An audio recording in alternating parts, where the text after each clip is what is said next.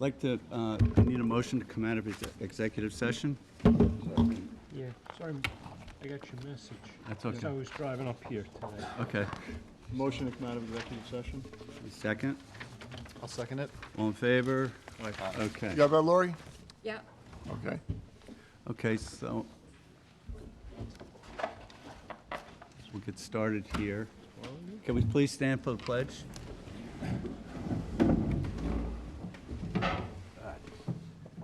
Pledge allegiance to the flag of the United States of America, to the republic for which it stands, one nation, under God, indivisible, with liberty and justice for all. Thank you. Can you hand me that?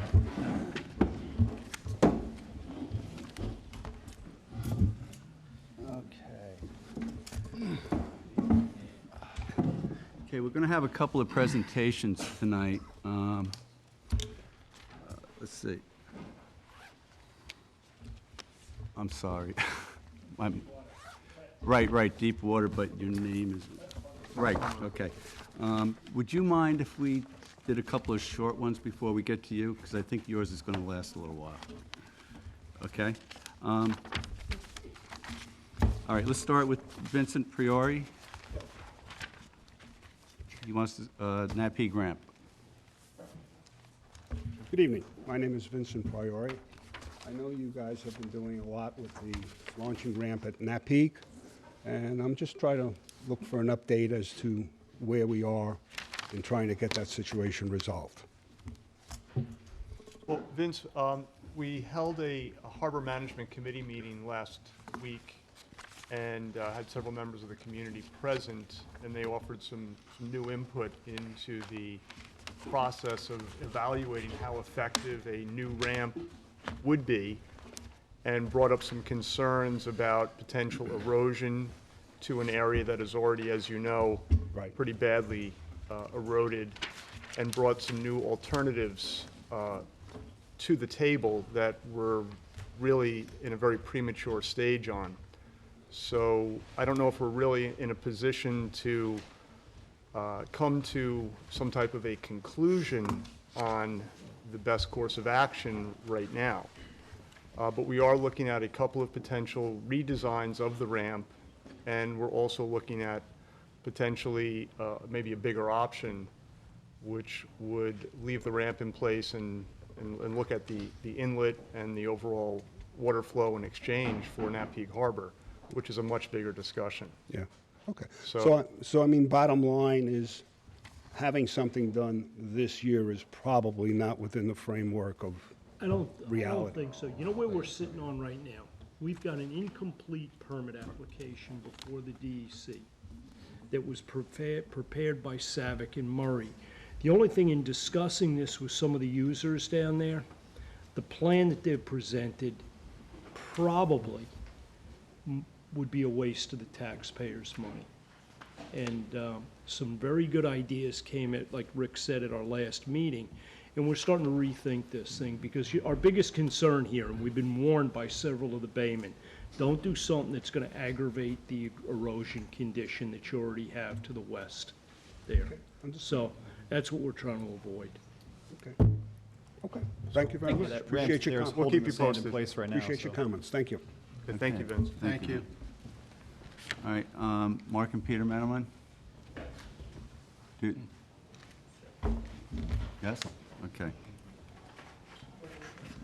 Hi, Mark Mendelman with Seacoast Enterprises Associates. I just submitted a letter to the board last week, basically bringing the board up to speed on where we stand on a couple of open permits, submitting color photographs at the start of construction on one, and at the completion of a portion of the construction on another, on the docks. And then I was asking for some additional finger piers for this season, and wanted to see if the board had any objections to adding some finger piers inside the basin. We had asked previously, back in 2015, for something very similar, an additional finger pier and an extension of the finger pier, and the board approved those on the basis of the additional dockage would not encroach any further into the waterway.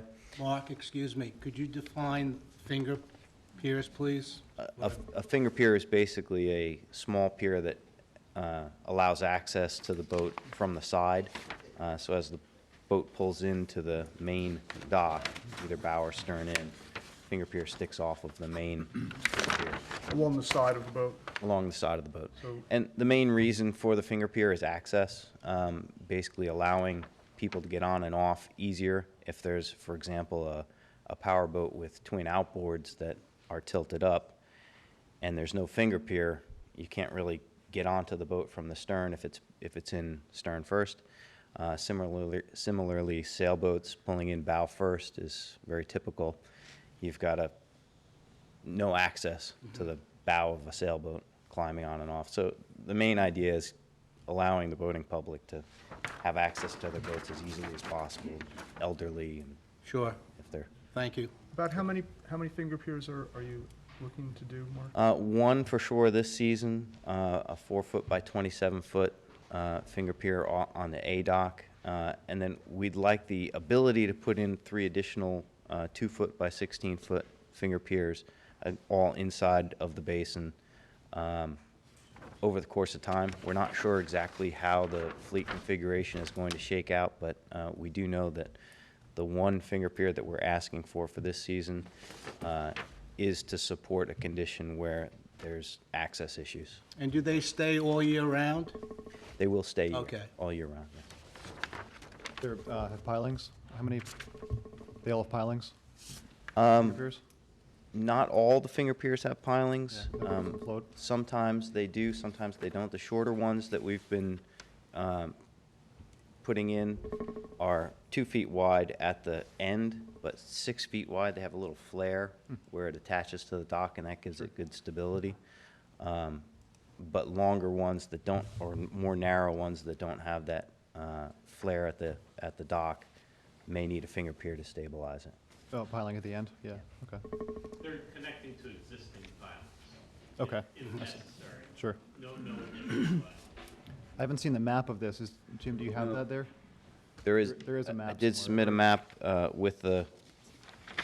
Is this part of The the plan application. that you had submitted? These are additional finger piers to the plan that we had submitted So previously. they're all in the inner parts of the dock? All in the docks, none are inner portion expanding of the the size of the overall Correct. dock matrix, okay. Yes, Diane? The finger piers that were approved back in 2015, they have all been installed at this point? They have, the finger piers that were installed included this one here, The extension? and there was an extension, which we've removed because it was a longer, narrower float, and now we've gone to the one with the flare at the end, and it's a brand-new float. So we've taken away that extension. Okay. I would just say, I don't have an objection to the additional finger pier this year, but I would get a new diagram with the change to the configuration of that one finger, the flare. Get that map into the file. Sure. So that in the future, there's no confusion. Okay, Let's make sure all those measurements and the number of pilings and everything stay sure. consistent. Sure. Yeah. We should probably go to the committee to review the Yeah, drawings. you could do that, yeah. And then we can Yeah. probably deal with that next meeting. Fine. Okay? Okay, thank you. Thank you. Good, thanks. Thanks. Do a nice job. Yeah, sounds Okay. fair to me. John Barley Dunn. Okay. Barley's going to give us a report from the hatchery. Good evening. And we'll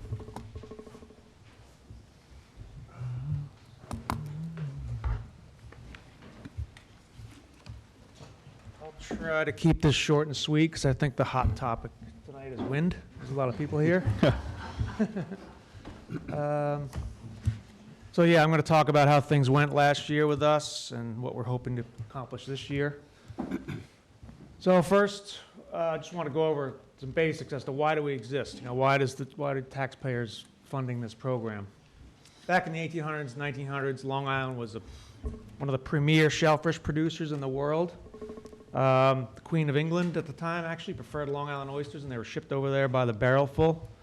And then as the city and the island were developed, harvesting and water quality depleted, and so that affected shellfish. And then everybody knows what happened in the mid-'80s, right? The brown tides came through, and wiped out shellfish, especially scallops and eelgrass.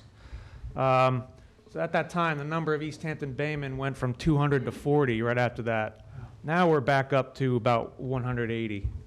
And so in the late 1980s, the East Hampton Shellfish Hatchery was established, as were many other hatcheries along the East Coast, because the brown tide and all these water quality effects were kind of coast-wide.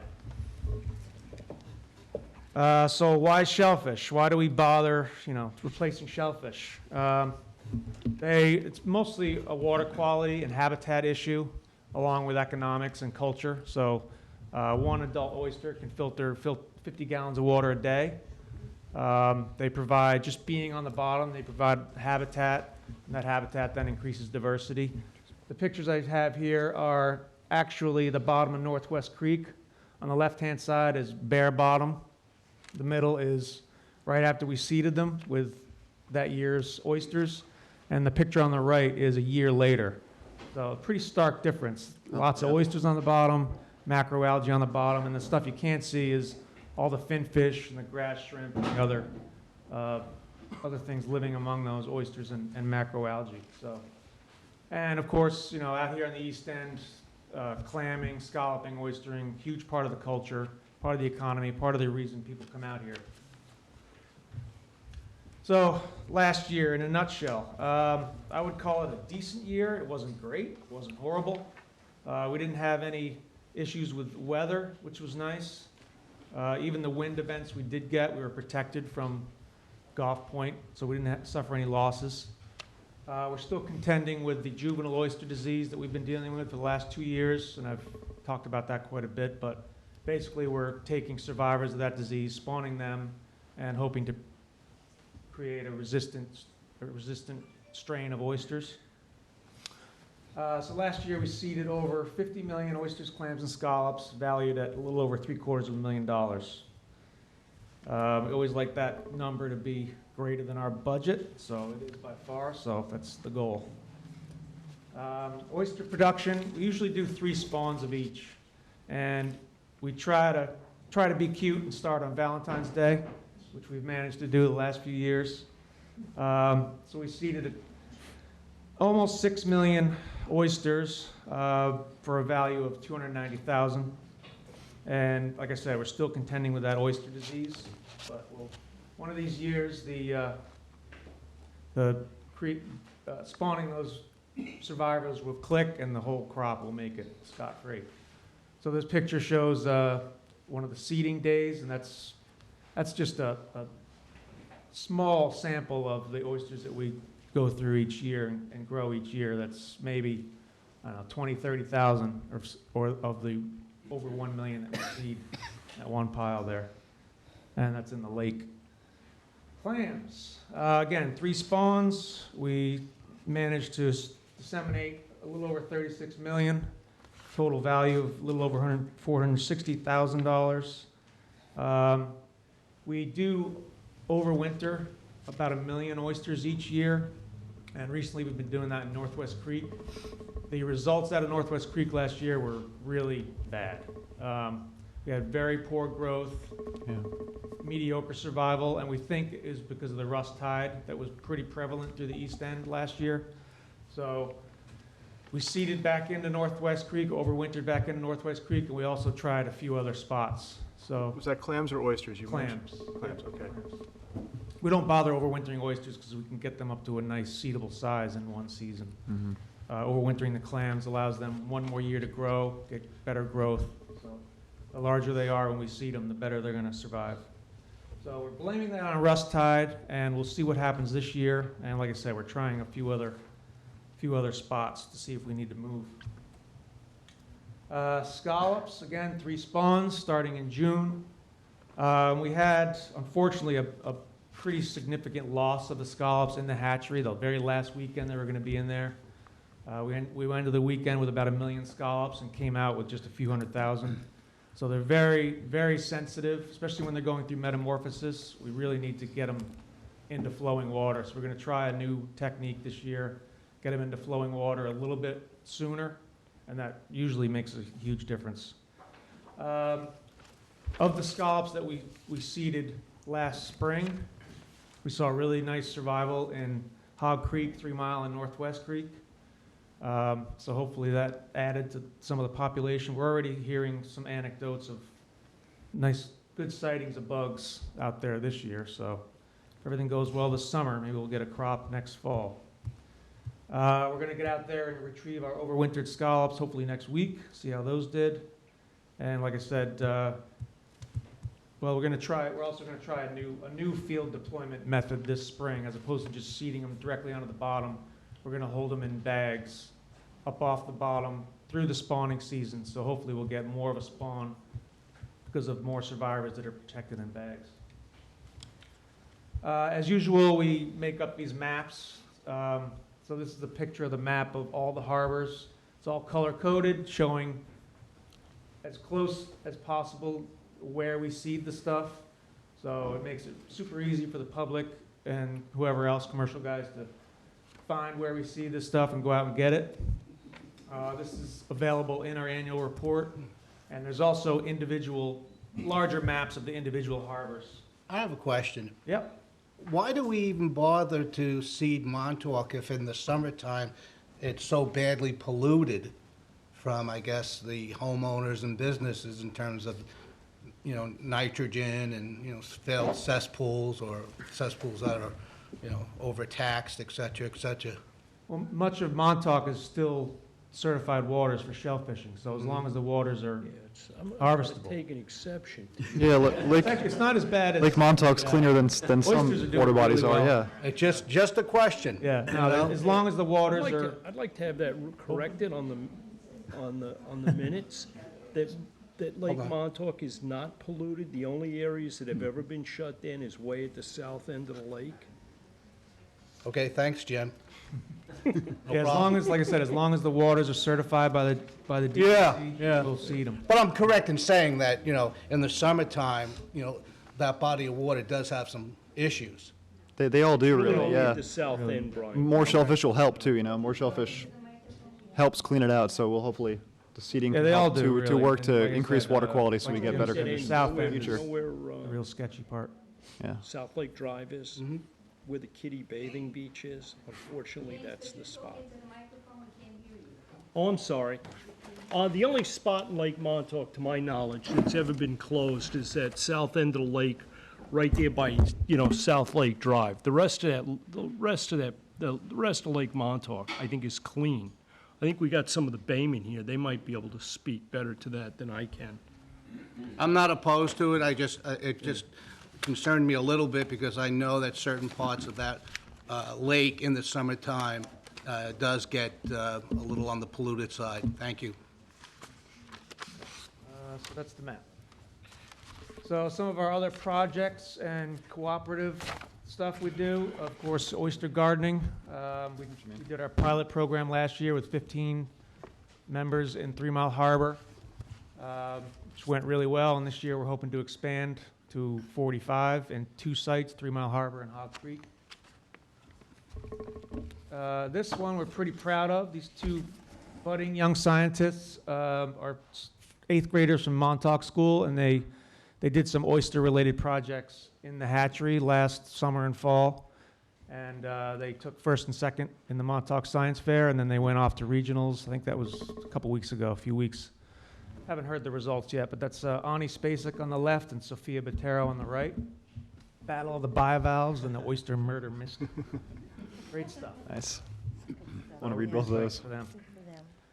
Here's just a list of some of the other projects, mostly Stony Brook, Southampton. They use a lot of our larvae and juveniles for their projects. It's mostly climate change related, some oyster reef construction.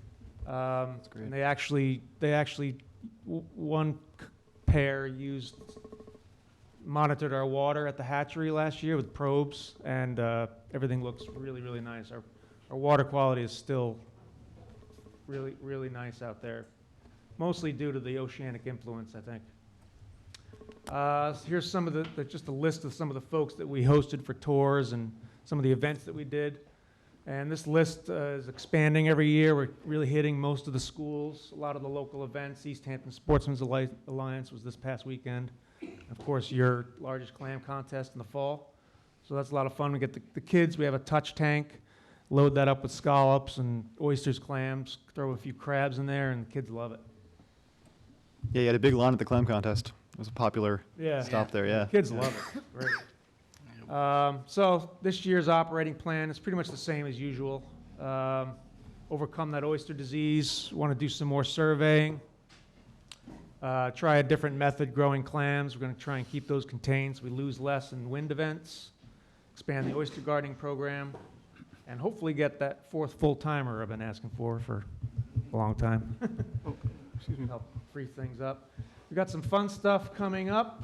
May 6th at the South Fork Natural History Museum, there's going to be a guest speaker, Kim Tatro from Cornell Cooperative Extension, is going to talk about the history of New York shellfish.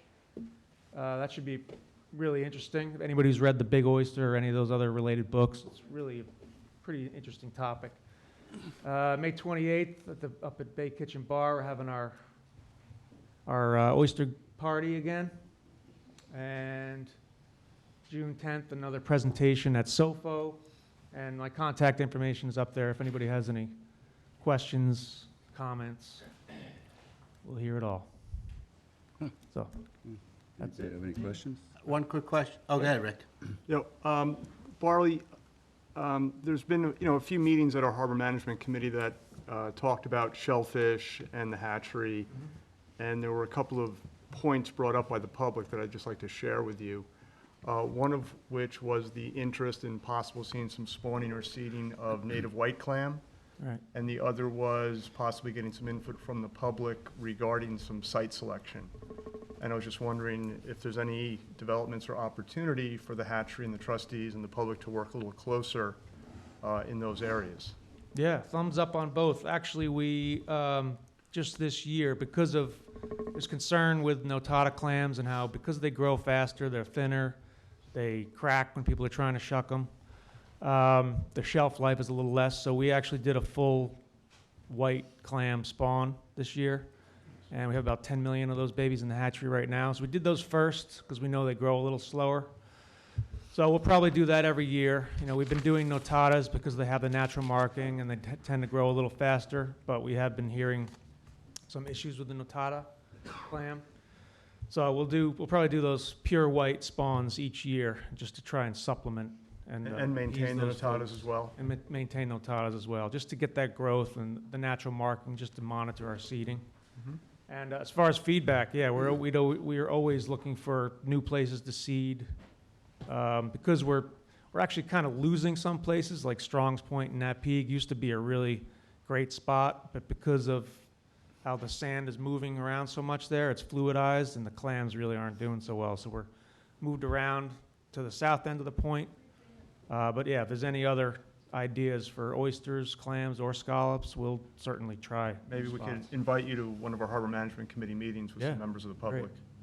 Great. Definitely open Thank to you. it. Touch tank. I just had one quick question. The dollar amount associated with the clams, oysters, what are they based on? Full growth?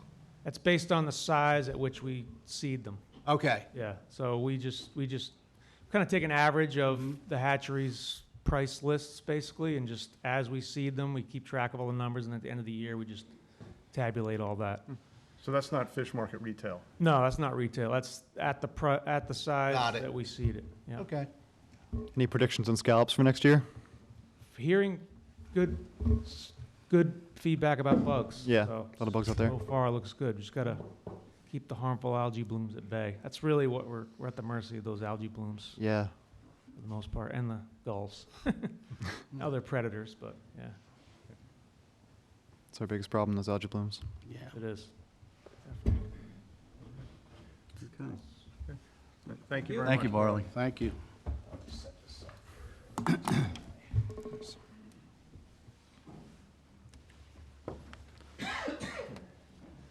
Okay, next speaker is going to be Clint Plummer from Deepwater Winform.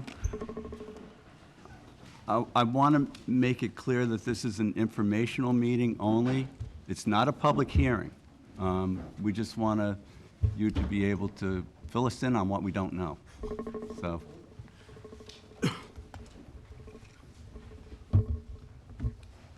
Well, first of all, thank you very much for the invitation to be here tonight. My name is Clint Plummer. I'm Vice President of Development with Deepwater Wind, and I wanted to come out here in response to your invitation and share with you some information on who our company is, what the South Fork Wind Farm is, and start a dialogue. Now, we're at the very beginning of what will be a very long process in developing this project. What you see on the screen behind me, if I could actually get it to the correct slide, is America's first offshore wind farm. That's a Block Island wind farm. It's about 18 miles due east of Montauk in the state waters of Rhode Island. My team and I developed this project from the very beginning. I wrote the original proposal for this project in March of 2008, and it began spinning at the end of 2016. Can you just hang 1 second while everyone relocates? Oh, sure. And also, if you could maybe just move your mic up a little bit, you're very tall. We're having a hard time hearing you. How's that? That's great. Better? Great, thank you, Mr. My fiance is 5'3", so believe me, dancing is awkward, as are most things when you're 6'5". How's that? Better, Good? thank you. Much better. All right, thank you. So this is the Block Island Wind Farm, and my team and I wrote the proposal for this project in 2008. It took us 8.5 years from start to finish to develop and build the project. And the interesting thing about that is the actual construction time was only a few months. The vast majority of that time was engaged in doing what we're doing right here tonight. It was us being engaged in the community and listening and trying to understand what the particular concerns of that project were, and then going through a very robust public permitting process. For the Block Island project, we had to obtain over 20 different federal, state, and local permits and approvals, and certainly with a project like this, we'll have no fewer than that. And so this is the beginning. I want to be here to have a long dialogue and listen to what people think about the project. I want to have an open dialogue about what we know, what we don't know, and then work forward. And my only ask is that you keep an open mind. As Trustee Bach correctly said, this is not a public hearing because we don't have any ask before the trustees at this point. I'll go through what our overall project schedule is, but we don't anticipate having any formal submissions for about a year. So this is the beginning of this process. So let me start off and give you a little bit of context on offshore wind in general. Why are we here? Why does this make sense? You know, what I just showed you was the first offshore wind farm in America, but certainly not the first in the world. The Europeans built the very first offshore wind farm off the coast of Denmark in 1991. Today, there are over 3,000 wind turbines spinning in the waters off of northern Europe, the UK, Germany, France, Denmark, Holland. All of these countries have come together and are building literally hundreds of wind turbines every year. They employ over 85,000 people in Europe and has become a $20 billion a year global industry. And it's not just in Europe. The Chinese built their first offshore wind farm in 2008. The Japanese, interestingly, built their first offshore wind farm in 2013 as a replacement for the Fukushima nuclear power plant.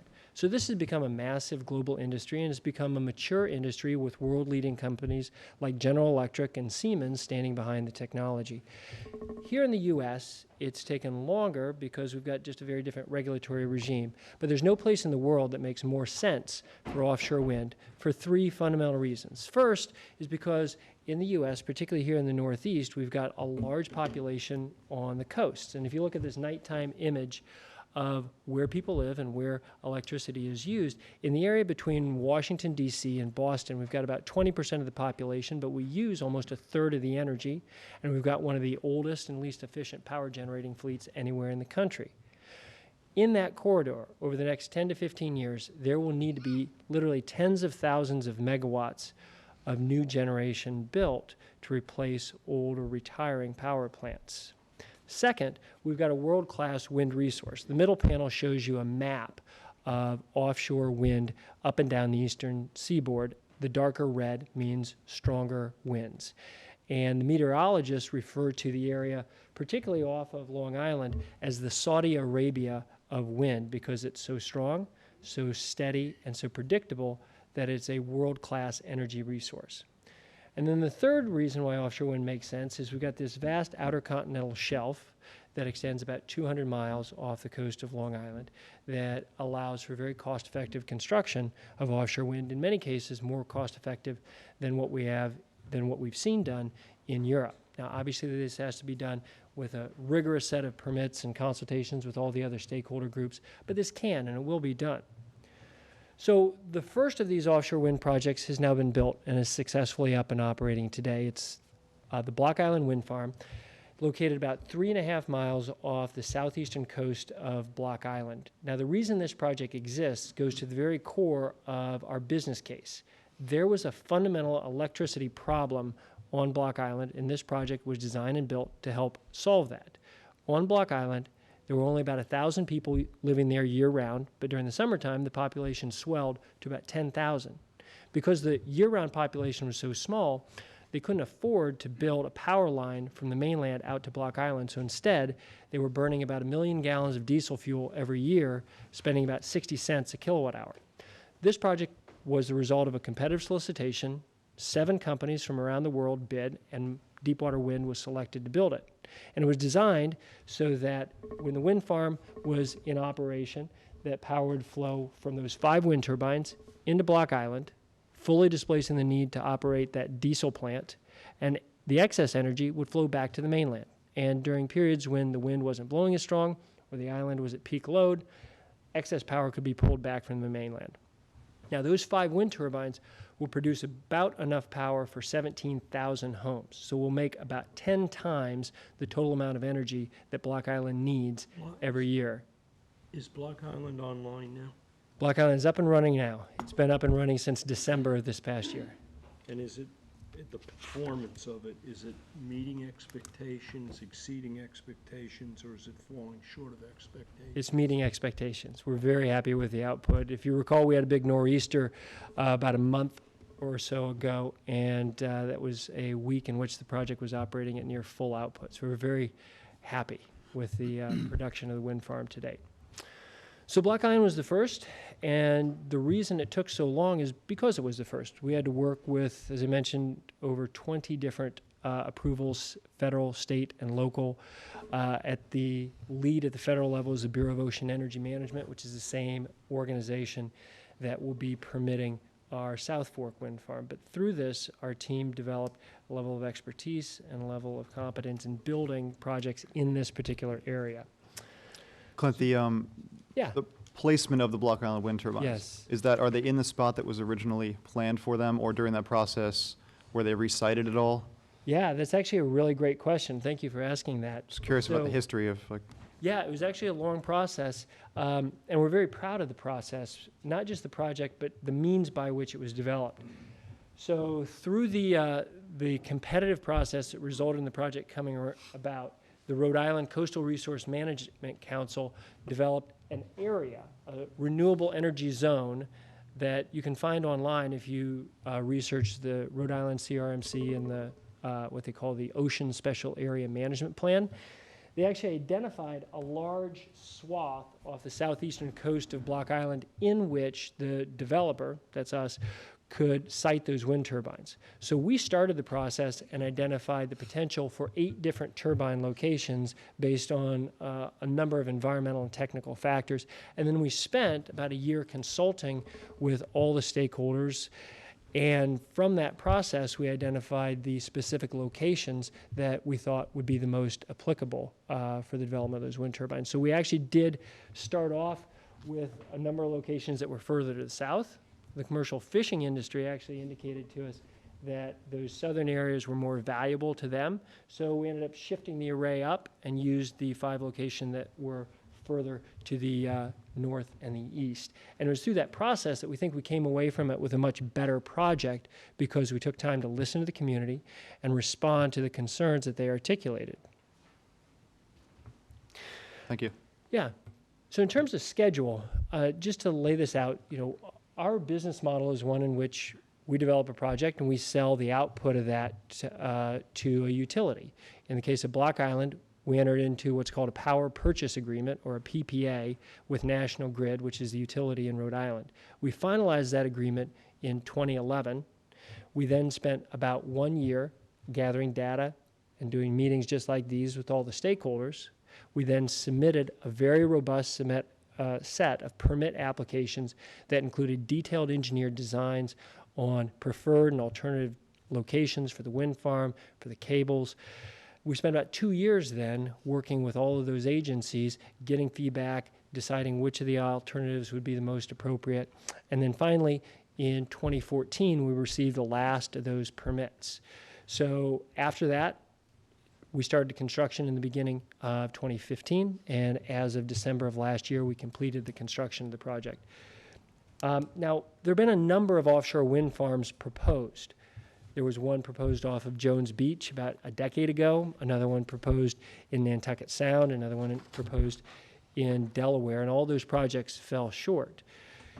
We think that this project went forward where others fell short for a number of reasons, but one of those was our approach of engaging and listening to the concerns of the community and all the stakeholders around this. So I want to just give you a couple of examples of the way that our company likes to do business, and really and truly the reason that I'm here tonight. So, first is North Atlantic right whales. After we received our power purchase agreement, we were approached by a number of leading environmental advocacy groups, including the National Wildlife Federation, the Natural Resources Defense Council, and the Conservation Law Foundation, all of whom said that they were concerned that the noise from our construction could adversely impact the North Atlantic right whale, which is an endangered species.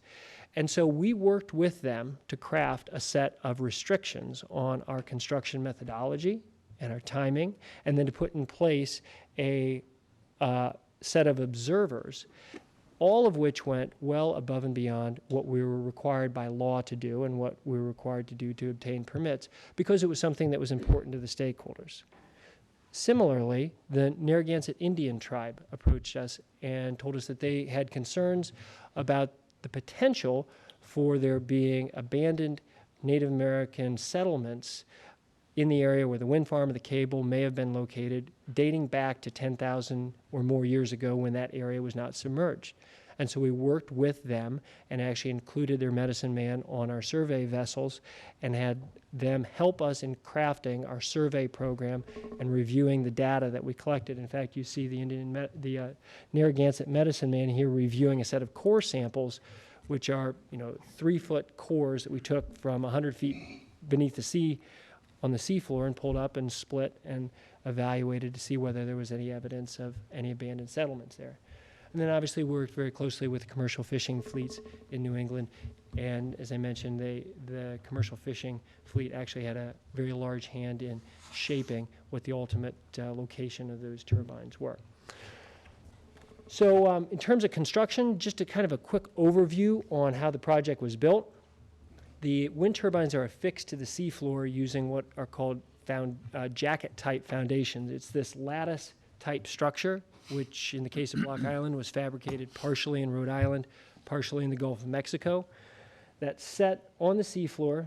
At its base, it ranges between 50 and 70 feet by 50 and 70 feet. So it's a square, sits on the seafloor, relatively small area of ocean. Piles are then inserted through the legs and then driven into the seafloor using a pile hammer. And then finally, a transition piece is affixed on top of those and welded in place. Yeah, you had a question. How deep is the current Winform platform set into the sea bottom? The location of the Block Island Wind Farm ranges from about 100 to 90 feet in total depth, and that's roughly comparable with the South Fork Wind Farm's location, where we'll be in about the same geology and in between 100 and 120 feet. That's into the seafloor? Well, so the water is about 100 to 120 feet deep there, and then the piles are driven to a depth of about 100 to 150 feet beneath the seafloor there. 100 to 100? Yes. So they're 270 feet in total length? Yes. And all of that is custom engineered. So for each one of these turbine locations, we actually gathered deep bore data, and we engineer that to meet the specific needs of the soil conditions that are there. So these aren't driven into bedrock, they're driven into soft bottom? No, piling in bedrock would be very difficult, and so Right. the way that this is designed is we chose a piled type foundation for this location because we had data from the site that showed us that it would accept pilings, and then we used a set of MRI-like seafloor technology to microsite to avoid any potential any potential boulders. Okay, so on the site that's proposed for this, for Montauk, Cox's Ledge area, how was that site chosen? And are the bottom conditions similar to what you encountered off of Block Island? Yeah, well, I think it's important to note that turbine locations haven't been finalized in that site. We've got a general area that was identified by the federal government through about a 3-year stakeholder engagement process. I'll get to that, but since you asked, the site itself is about 164,000 acres, 256 square miles of ocean. It was identified through a process that was led by what's now called the Bureau of Ocean Energy Management in consultation with a number of states. Rhode Island was the lead state because it happened to be the state that was closest, at the closest point to this location. But BOEM, together with Rhode Island and a whole host of stakeholders, went through a process in which they identified a number of constraints from commercial fishing to commercial shipping. Okay, but you are aware of the value of this bottom land to the fishing community? Well, that was obviously part of the process that BOEM took into account in evaluating that, and that's in fact why the site has such an irregular shape. So it was designed based on a set of constraints maps that were developed through a very long process in which a number of agencies came together and identified what the conflicting uses would be. Okay, and And then paired that back. Presently, is there flexibility in this? In the siting of these wind turbines, absolutely. You know, we're at the beginning of this process. We won't be submitting final turbine locations until our final permit applications go in, which is scheduled in the first quarter of 2018. So the reason that I'm here now, and the reason that we're engaged in this process and have been engaged for quite some time in reaching out, has been that we want to hear from the community and take that input back and use that on developing the best project we can. Okay. So same methodology as you used off of Block Island, you're looking to use here? Well, the same process of engaging is what we want to do here, but in terms of construction methodology, that's our base case. But the final, what will be proposed, will be based on a couple of things. One is the best science and engineering that we can, and we're currently doing a set of surveys, and over the course of the summer, we'll be doing offshore surveys to gather the best available data. And the other will be consultations with all the applicable stakeholders and listening to what people in the community Yeah, I'm care just about. speaking to the methodology Yeah. installed on these platforms. Yes. Because if there's various, if there's various methods that could possibly employ, you know, it's a little like buying a car. I thought I was getting a Cadillac, but then I get a Subaru, Yeah. okay? Yep. Or vice versa. You know, you want Yes. you want to have an understanding Yes. that what you're doing here. Yeah, absolutely. And that's It absolutely all reasonable. sounds lovely. So our permit applications, and you know, I'll get into this a little bit later, but there will be two kind of lead agencies in this. At the federal level, it'll be the Bureau of Ocean Energy Management, and they'll pull in a host of other agencies, National Marine Fisheries Service, you know, the Army Corps, and a host of others. And then at the state level, there'll be a process led by the Public Service Commission that will pull in DEC, will pull in the town, and through each of those processes, we will have to submit a very detailed set of engineered drawings and plans in much the same way as I saw some of the presentations earlier here tonight asking about, you know, 15 pilings versus some different approach. We're going to have to do the same thing, and those plans will have to be reviewed, and there'll be an opportunity for public comment in numerous hearings like these and others. And then the federal government, the state, will all have to decide on whether to give us the approval to construct the wind farm, not just in the particular locations that we propose, but using the particular methodologies that we proposed, and they'll have oversight. I'm going to keep moving, but feel free to chime in with other questions, please. So this is obviously the pretty picture. The installation of the wind turbines themselves goes really quickly. After the foundations were installed, the wind turbines were installed using this large vessel. And the interesting thing about this is 8.5 years to develop it. The wind turbines all went up in 18 days. So it's very, very short construction period once the permits are received, and especially once the foundations are installed. Can I say something? Can I speak on that? Yeah. All right, so I'm a commercial fisherman. Yeah. I'm sorry, I sail out of Montauk on a daily basis.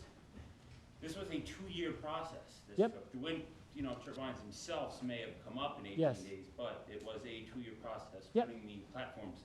Yeah, so the foundations went in the summer of 2015. It was about 3.5 or 4 months of installation work, putting the foundations in that summer period, and then we stopped offshore construction. Yeah, so, Weather, but I mean, there yeah. was huge barges on Yes. West Grounds all summer off of Block Island, which is, a really good fishing spot. Yeah. You had huge moorings, big, Yes. The big yellow seal balls you had out there. Yeah. It was a 2-year process from start to finish. That's true. Yeah. So you impacted the fishery for 2 years? For 2 years, yes, absolutely. Just to clarify. Yeah, the offshore construction took about 2 summer periods. We can work during the period from about April through about October. And so we did our offshore installation of the foundations during that period in 2015. We did our installation of the turbines in the period of 2016. And we're fully operational by the end of 2016. What about the pile driving itself? Was that all done in one phase? Yeah, the Did that pile driving take was place all- over multiple summers? Nope, pile driving all happened in one summer period. I think the first pile driving started in July of 15, and I believe we were done with it by October of 2015. It could be heard for miles. So can we Yeah, I'm sure. that time frame to be tripled because you're putting up 3 times as many turbines in the South Fork plant? Yeah, it's unclear at this point because, number one, we haven't decided on, Would you say you don't know? I'm sorry. yeah, we haven't decided on the specific foundation technology yet. If we did install with the same types of foundations, then we would anticipate being able to complete that during the same summer period. There was a learning curve associated with the first of these projects, and the reason we wanted to start with a small project was to be able to gain the expertise to do that. So we're very, Well, I guess the bottom line is, with the same methodology, you would expect about 2 years still to do 3 times as many turbines?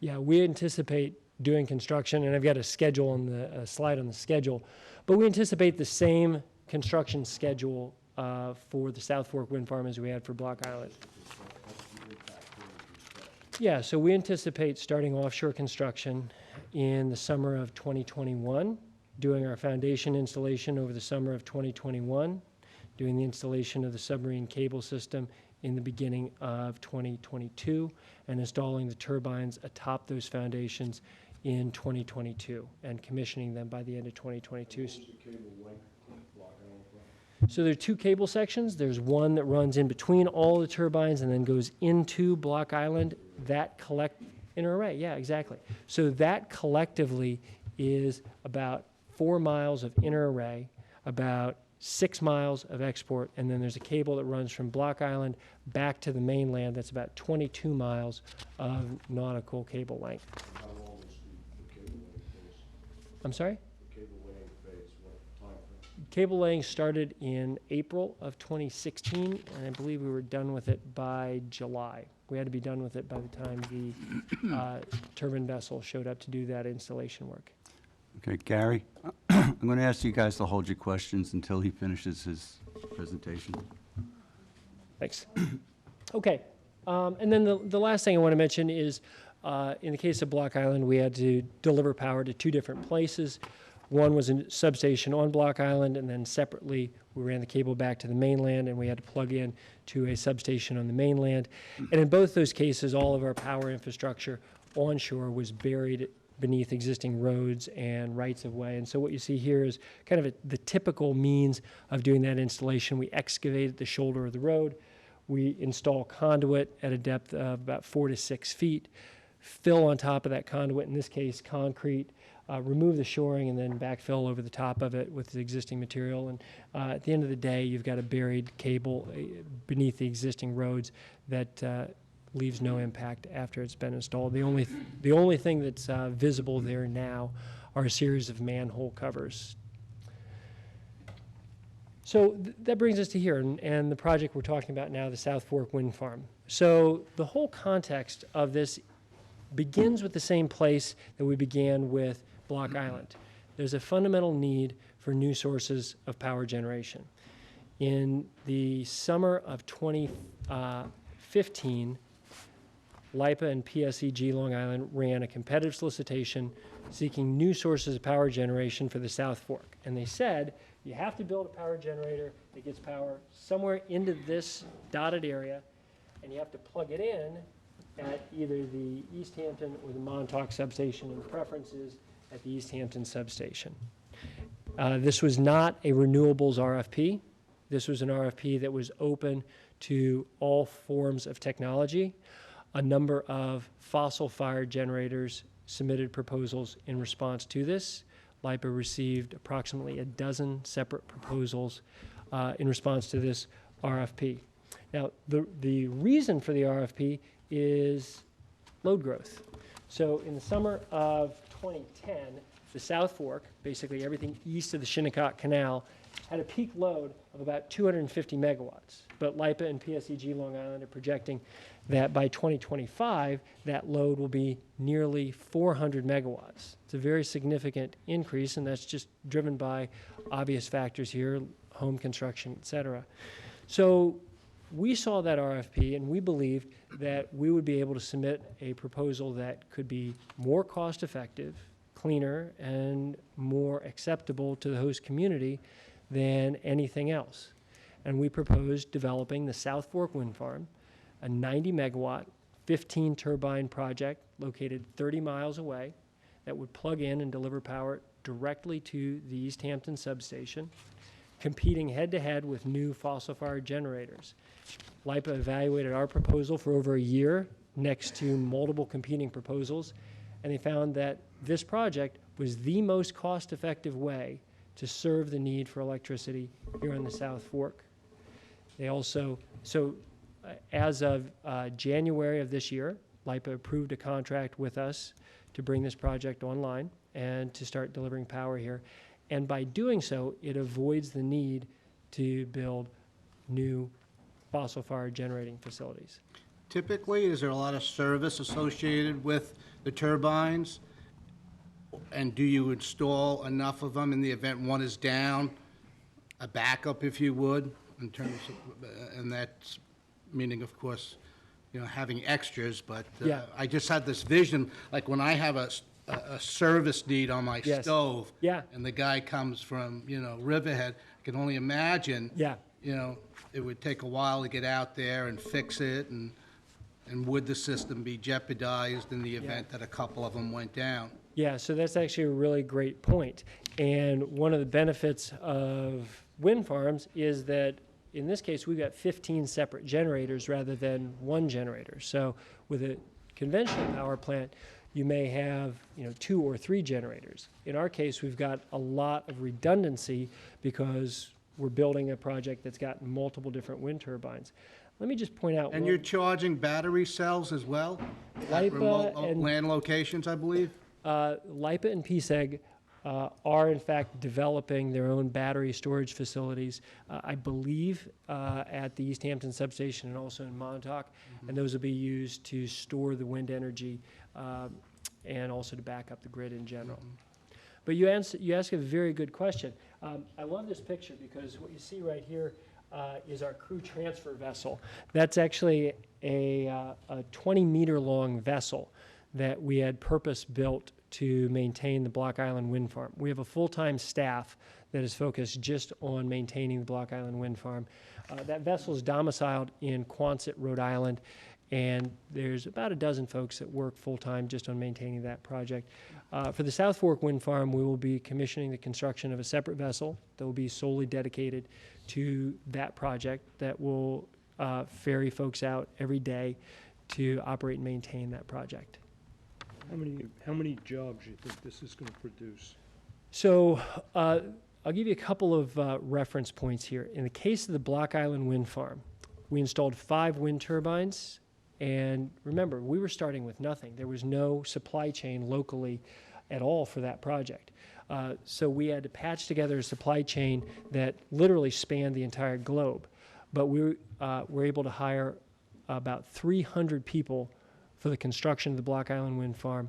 Now, granted, those were temporary construction jobs. They lasted about 2 years.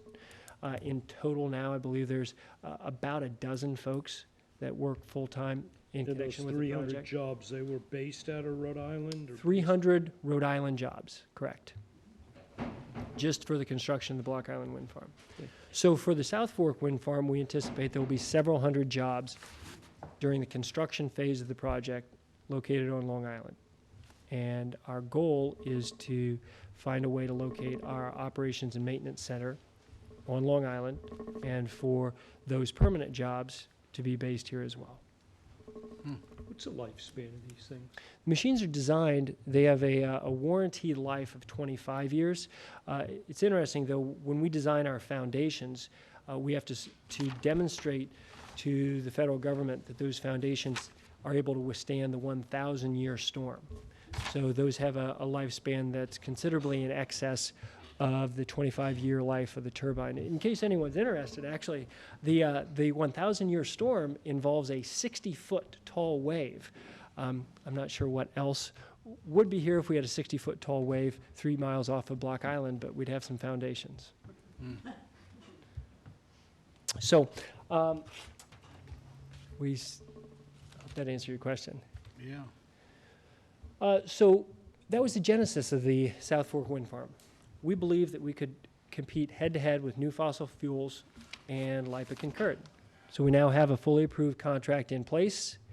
Our schedule is, now that that's been approved, we're having a lot of meetings like these. We're reaching out to the community. We're listening. And over the course of the next year, we're going to be developing the final project plans, including the location of the landfall for the cable route onshore and offshore, the final location for the wind turbines, and developing the project in the best way possible to submit a very detailed set of permit applications that will be submitted sometime in the first quarter of 2018. We anticipate that will kick off about a 2-year review process that will then be meetings like these, but hosted by all the agencies that have oversight over the project, at which point members of the public, other stakeholders, all the agencies will have a seat at the table and have the opportunity to review the alternatives that we put in front of them and approve or condition or deny what we've put in front of them. We anticipate, based on our experience with Block Island, that we'll be able to put together a reasonable and a comprehensive package that can be approved. And if that happens, we expect it'll take about 2 years. And that will allow us to move into the first phase of construction, building those foundations in the summer period of 2021 and installing the wind turbines and the cable in 2022 and bringing the project online by the end of 2022. Okay. The cable. Yes. The transmission cable. Are there limitations to the length or the distance that you can run that cable? Are there some engineering challenges to that?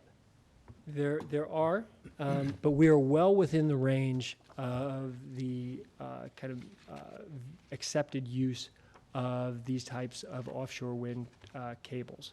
So if you look at Europe today, the Europeans are installing wind turbines, wind farms at a much larger scale than this, even much further offshore. In Germany, for example, there are wind farms that are 60, 70, 80 miles offshore with the same type of transmission technology, bringing that power back to shore. Even closer to home, there's the Neptune transmission system, which runs from Jones Beach to Sayreville, New Jersey. And that offshore cable length is about 60 miles. In our case, our total offshore cable length is about 40 miles. Okay.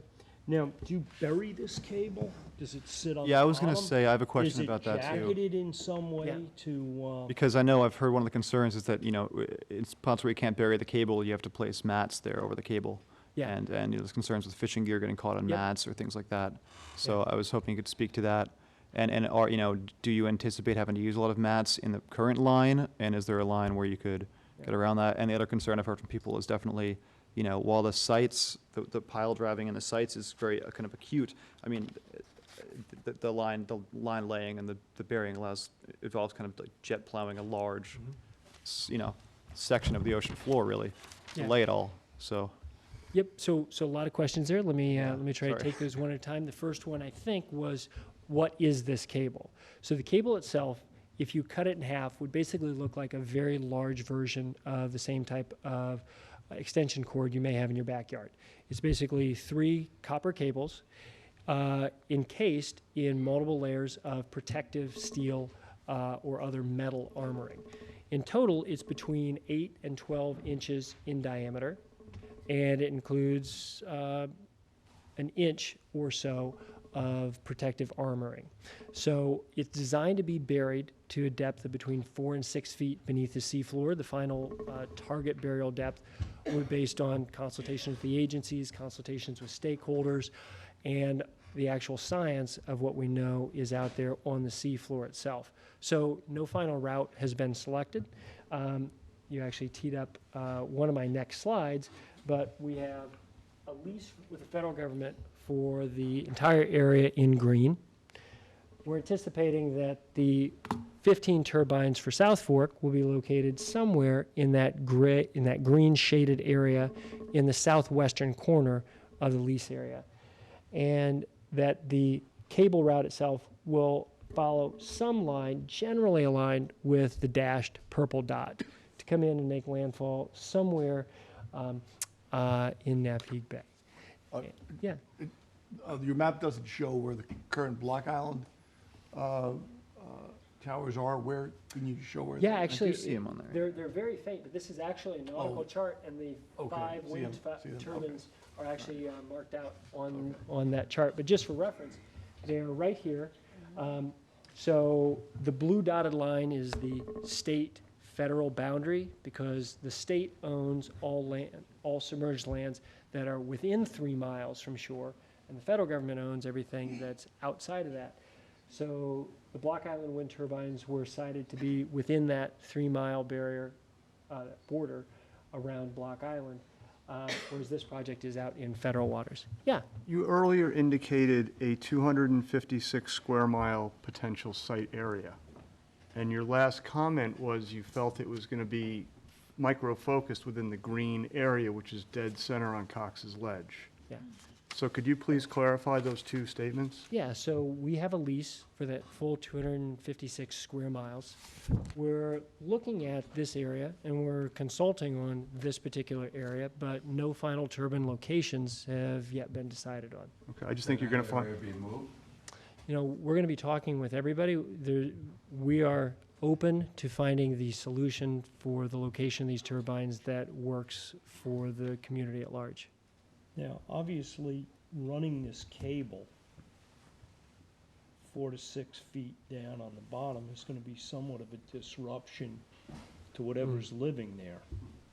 Yeah, And that- second to that, I could see where this is gonna have some real impact on our local fishermen for the duration that this work's going on. Has there been any consideration as how to compensate these guys if you're gonna put them out of business for a season or more? Yeah, well, our goal is to keep people fishing. Our goal is to keep people out there working and to minimize any potential disruption. And I think it's important to keep in context that disruptions would be temporary and limited.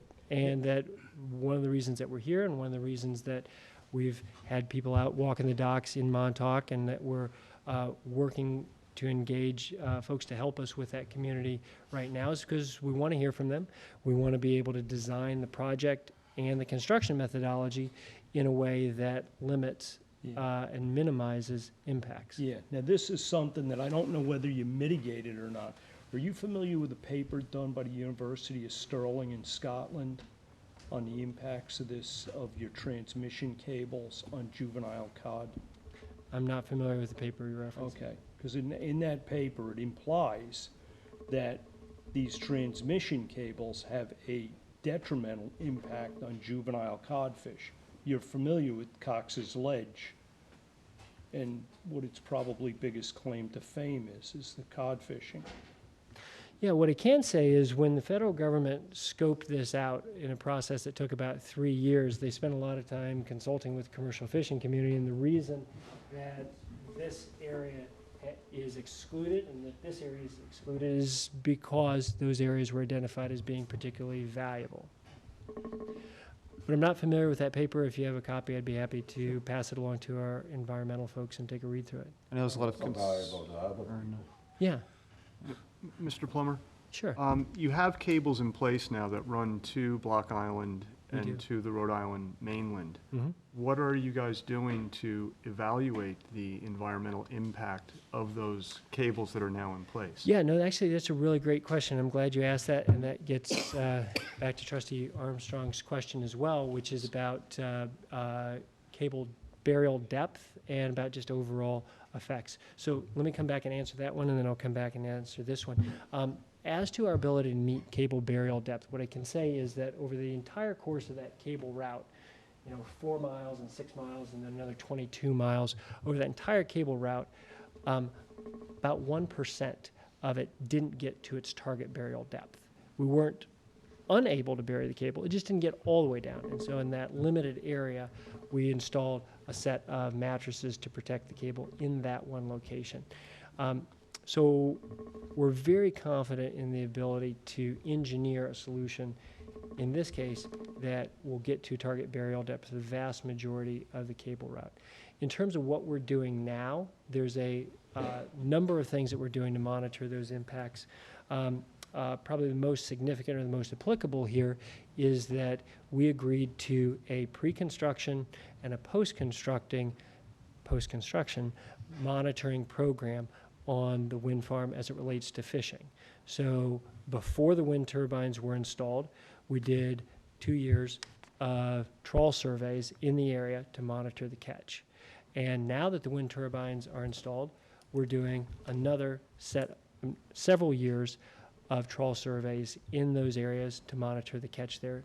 Now, this is the first year the wind farm's up and running, so obviously we don't have the results of those, but we've got a science-based program that is using real data, and we'll be able to see what the actual before and after effects are. Do you have some information you could share with us on the number of vessels, number of trawls, and catch results that you could share with our board?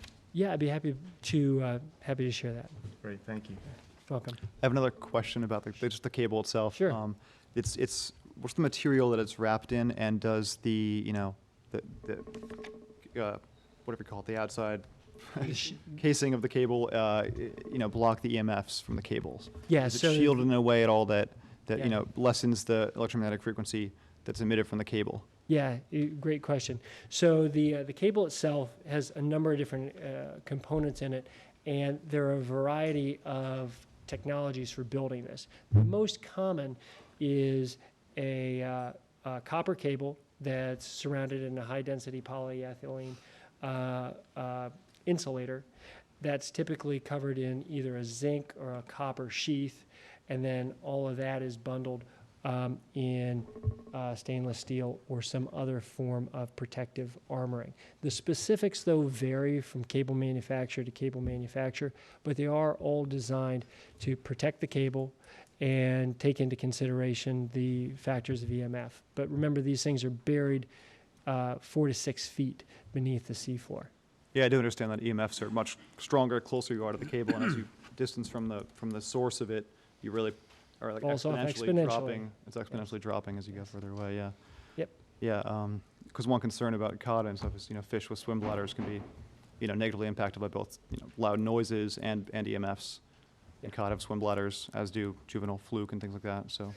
Yeah, and that was part of our evaluation in the Block The Block Island Island. project, and it'll be part of the evaluation here. So just for context, we had to demonstrate to the federal government through the permitting the Block Island project that we had taken those factors into consideration. And after a 2-year review, all of those agencies came back and issued what's called a finding of no significant impact, which means that they evaluated all the potential species that could have been affected, and they found there's no significant impact to any of them associated with the Block Island project.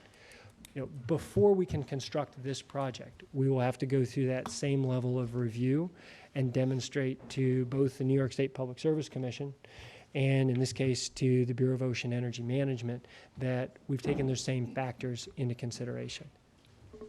Thank you. You're welcome. Now, the Block Island project, did it Yes. lower the residents' bill? It did. So Block Island's a little bit of a unique case, and here's why. Because they didn't have any connection to the mainland, their price of electricity was 60 cents per kilowatt hour. As compared to what we pay right now, what is, Probably slightly over 20 cents. okay, and So, Deepwater is gonna sell this electricity to PSE&G at what price? so the, what's been made public about this is PSEG and Deepwater have a contract, and that the price of that works out to about $1.19 per customer per month. No, I'm asking you the price per megawatt, Yeah, so the price is in the range of about 16 cents. is what Deepwater is? Because Yeah. that's not what it says in the papers. Yeah, It says about 30 cents. yeah, So is it The- 16 or is it 30? no, it's not 30 cents. So And do where we did, know what- so where did that come from? Well, I haven't seen a number that says 30 cents. I don't know what you're referring to with 30 cents. What I do know, though, is that this was the result of a competitive solicitation that came about because there needs to be new power generation built to serve East Hampton. And so we gave our best price, and about a dozen other competitors gave their best price. And LIPA determined that this project was the most cost-effective way of serving that need. Any other solution would have cost more for the ratepayers. I understand, like, for instance, the Caithness 2 power plant up island. Yes, The cost of that was about the same as this is going to be? Like, I don't know what the initial- cost of Caithness is. yeah, I don't have the numbers in front of me, but then Caithness has to pay for all the All the fuel. petroleum they burn, all the fuel Yeah. they burn too. Yeah, exactly. I mean, you're getting to what is But maintenance is Arguably- maintenance included in the That's- overall that's all included. starting cost? So this is a performance-based contract in which we are delivering power to LIPA for one price. We only get paid if the project produces. If it doesn't produce, we don't get paid. Is the 16 cents, is that published somewhere? I believe that was, yeah. Yeah. And did the Block Island project hurt the fishing industry around them? Any idea?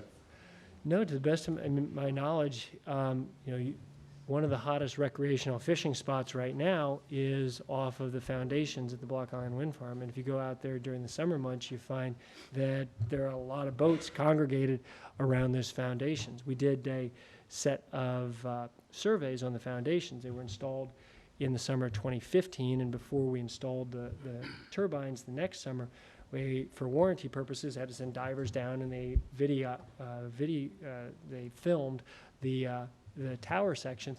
What they found was, in only 1 year, there had been an incredible amount of growth, of sea life growing on those foundations. And so if you go out there today, if you go out there during the summer months in particular, you'll find that there's a lot of fishing activity around those foundations. So one thing, we've been kind of jumping around here, but want to just point out one thing. People ask a lot of questions about what can you see with this, and we've taken a lot of care in designing the project in such a way that it won't be visible from any of East Hampton's beaches. So at the closest point, the nearest wind turbine is 36 miles away. That means that even though the machines are up to about 600 feet tall at the very top of the blade, that they are screened from view by the curvature of the earth. So if you look at your presentation materials, you'll see this slight dotted black box right here on the horizon. That's the location of the wind farm. This is actually standing at the base of the lighthouse in Montauk, looking out. And if you look at it, the box is mostly in the water because the wind farm is actually below the horizon. You'd have to look through the earth itself to be able to see it. The Block Island Block Island is turbines are very closer. visible. Block Island's They're very closer than this is. I That's saw them correct. this morning. Yeah. In that same spot.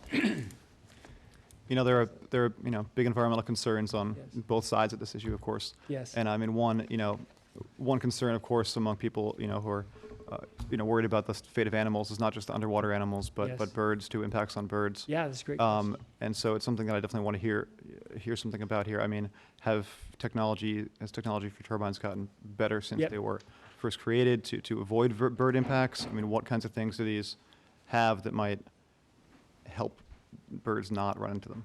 Yeah, so there are a couple of things that have changed quite a bit over the last 20 years that have made wind turbines a lot safer as it comes to avian species.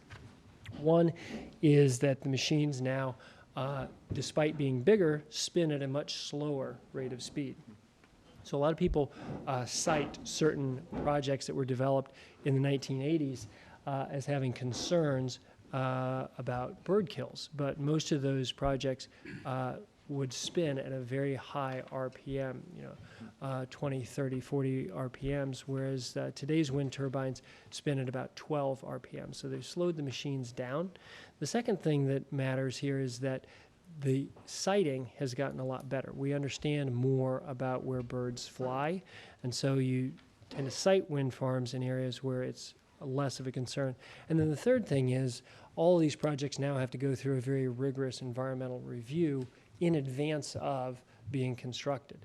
So in the case of Block Island, which will also be the case here, we had to go through a multi-year survey process in which we studied very carefully through aerial flights and through location-based radar where the birds were flying, when they were flying, the height at which they were flying, and demonstrate, again, to the reasonable satisfaction of those permitting authorities that there would be no significant impact. And indeed, after multi-year review of all the data that we had collected, for the case of Block Island, those agencies found that there was no significant impact to any species as a result of the Block Island wind farm, and we will have to go through that same level of review to demonstrate the same for the South Fork wind farm.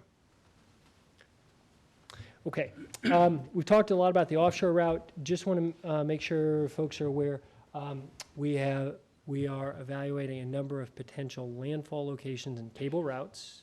These are a beginning set for discussion, but a couple of just points to bring up for consideration are we need to deliver power to the East Hampton substation. That was the point at which LIPA said we're either going to build a fossil-fired power plant here or some other new source of generation. We're that other source of generation. So we need to get to that location. The two of the potential locations that we've identified for bringing the cable ashore are at the end of Fresh Pond Road. The alternative would be, one of the alternatives would be at the abandoned fish meal factory at the western end of Napeague State Park. And in much the same way that we did with Block Island, all of the cable will be buried during the off-season, after Labor Day, but before Memorial Day, in existing rights-of-way. We've identified a number of potential routes here. And these will all be things that we're talking with the community about. We want your feedback on as well. And we will be presenting the detailed routing and route alternatives as part of the ultimate permit applications. Please. Mr. Plummer, could we just go back one step Sure. to the cable route in the inshore waters as we go from the wind farm? Yes. And, it looks like the line's kind of going through the heartland of our inshore recreational and commercial fisheries areas. There's a robust charter fleet, headboat fleet, recreational fleet, commercial fleet that tend to congregate and fish off of Montauk Point. And if I understood your comments earlier, a lot of this work would be done in the warmer months of the year. So we've got some flexibility in when that's done. As I mentioned, we've had folks out walking the dock. I see Bonnie Brady's here. We've had a ongoing dialogue over the years. And part of what we want to do is consult with the community to try to find the times when this construction work can be done that minimizes any potential impact. But again, part of the reason we're here is to listen and to try to identify the locations and the routing that makes the most sense. Yeah, just because, those are kind of sacred grounds, I think, to a lot of people that, represent a huge part of our community and a huge part of the tri-state area that come to Montauk, that come to East Hampton to recreate. So there's a very big voice behind commercial and recreational fishing here in East Hampton. And I think it's really important for you to do your due diligence and speak to recreational fishing groups, charter fishing groups. It may go beyond the docks that you're walking right now. Surf casting groups, surfing groups, surf rider. It's a worrisome route that you've chosen. And I think it's an impactful route. And that's why I go back to the studies that are being done to the existing farm, and what's the impact there. And I don't think your route there is impactful in terms of a sensitive, lucrative, fruitful, robust environmental area when you're going through, the prime fishing grounds of our community. Thank you for that. And I want you to know that I hear you. And when you use words like worrisome, I hear that. And we recognize that we're building a big project in the public trust. And it's my job and the job of this company over the next several years to demonstrate that we want to be a valuable part of this community for the next 25 years. So I want to be listening, and if you could put us in touch with or suggest folks that we should be talking to, we will talk to anybody who will talk to us, and we will take their comments and their concerns seriously. Okay, no, there's a lot of discussion, I think, that needs to be had. And please remember, this community has been fishing here for over 350 years. And 25 years is a very small horizon, and I think you need to be looking much beyond 25 years in terms of your commitment to this community. So I hope you will please take that into consideration. We will. Thank you for that. So, I see that no matter, the route comes up very much around,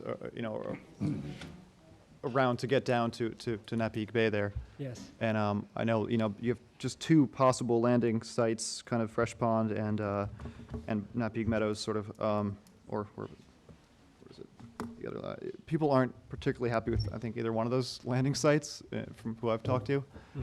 Why does it have to go, so up north and come back around like that when you can't land in an ocean spot? Yeah, so we're open to evaluating the Oceanside Landings. Obviously, there are other sets of both technical and environmental factors that have to be considered there. Obviously, erosion is a concern on the South Shore. It's a lesser concern on the Bayside. And so what we'll be putting forward in our permit applications will be something that takes that into consideration, but we're open to considering alternatives as well. Because it would certainly shorten the length of the line if you came in on the south part. Yeah, we're more concerned about developing a project that has the broadest level of community support than we are about trying to engineer to one particular line length or another. And so in this case, we proposed an initial set of options based on things that appeared to have some advantages, and we wanted to use this as the basis of beginning a conversation, certainly not ending a conversation. And this is exactly the type of feedback that we're happy to get. Because I think people get worried when you say we have so much flexibility, and then you get presented with a paper that has two options on it. Sure. Understood. And that's why we're here to talk. Thanks. Good. Okay. That's really about it. Just to reiterate, and this is the beginning of a process. There are going to be a number of federal and state agencies that will be involved in this, and we want to be here for the next 350 years as well as a valuable member of this community. And this is the beginning. Detailed plans won't be submitted until the first quarter of next year, and so in that time we'll be here talking and So listening. there's one more thing I'm trying to wrap my head around, Sure. which is kind of, I guess, the relationship between like LIPA and PSEG Yes. and Deepwater. I mean, is Deepwater a utility? You guys are not a utility We're an company, independent right? power generating company, and so, But I guess the concern is that, I mean, utility companies tend to get away with a lot that other organizations don't have to go through. They get Right. around certain permitting things. They don't have to always follow the local ordinances. So, I think a lot of people are concerned that this is going to come in and kind of not have to go through local permitting processes or not have to follow certain regulations that other things would follow because it's sort of a utility. I mean, does your relationship with LIPA PSEG give this project some of those? yeah, kind so of- Deepwater is an independent power generating company. We have a contract with LIPA under which we are selling them power. So we are an independent company. It'd be nice if the, Yeah, let's open it up. Are you open to answering some questions from the audience? Okay, thank you. Of course, yeah, thank you very much. But you want people to come to the podium? That would be the best way. Do you have a microphone? No, So I think okay. we should have people come to the podium if we could. Yeah, sure. Bonnie first. Clint, come on over here. Sure. And Diane's gonna be gracious to swap out That'll work. for a little bit. Have a Great seat. idea. You'll have the microphone. I'll be quiet for now. I am only 5'9". I am not 6'5". Tell us who you are. My name is Bonnie Brady. I live in Montauk, and I'm the executive director of the Long Island Commercial Fishing Association. I know a lot of people want to speak, so I'll just hit a couple of the key points that I can recall. First of all, Clint, and maybe you can respond to these. I don't know, you may want to take some notes. According to the Block Island Times, the March 24th edition said that the power from the windmill only worked for 2 hours as a test, but the actual facility is not going online until May 1st. I know as is in January, somebody left a 6-inch drill bit in one of the turbines, and so that one was down. But you said it had been running since December, yet they don't have any record, at least if I'm to believe the Block Island Times. Actually, the project has been running since December. What you're referring to is when the power was flipped on Block Island because there was a new connection constructed between Right. Block Island and the mainland that cut out for the last time the generators on Block Island. So the article you're referring to is the one in which the diesels on Block Island Right. were permanently shut down and replaced with a wind Well, for power. 2 hours, they tested. They're not doing that But the until... wind turbines have been operating since December, sending power back to the mainland Sending under a power back. contract with Okay. National Grid. Regarding the Rhode Island Wind Energy Area project that you talk about, the SAMP, which came out with the Block Island project, that was a totally Rhode Island venture. It was the Coastal Resource Management Council. And also URI was involved. The problem is the Rhode Island Wind Energy Area that was chosen upon as kind of being the idea for this. We can go back to wherever. It's kind of like a crooked sailing ship. That was chosen without any input from any New York fishermen whatsoever, even though it was a federal process.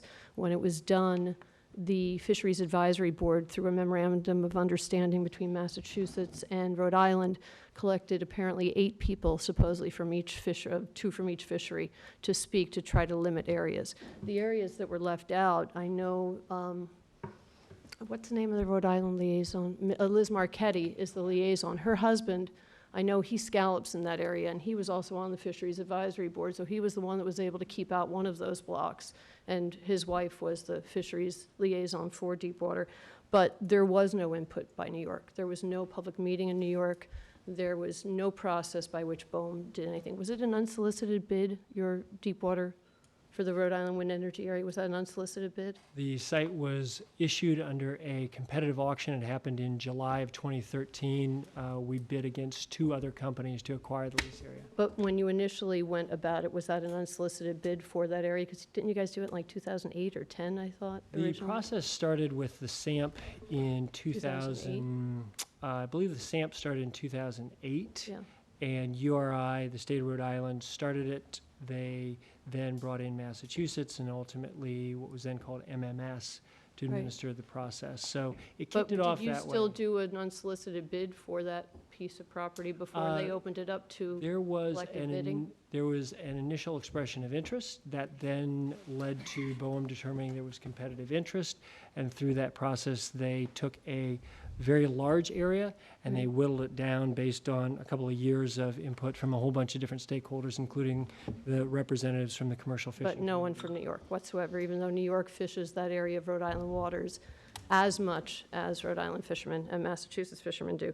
Okay, real quick, 90-megawatt project, according to Newsday last week, is only going to be about an estimate of just under half for the capacity for the $1.62 billion cost. That's according to James Manuel, who is the director of wind energy at UMass. So that means you're 16 cents per kilowatt for half of the power, so that's really kind of like 32 cents per kilowatt, right? I mean, No, that's wrong. well, he's saying it's less than half, so if it's 90 megawatts of power, less than half, he's saying 44, because in the summertime, when you actually need that extra energy, you're going to get less. So The what- project makes 371,000 megawatt hours a year, and that was the basis of that. So the 371 is based upon what you believe the 90 megawatt facility. Yeah, that's what it'll produce. That works out to about a 50% capacity factor, and that's our risk. So we produce all the power, and if we don't produce, we don't get paid.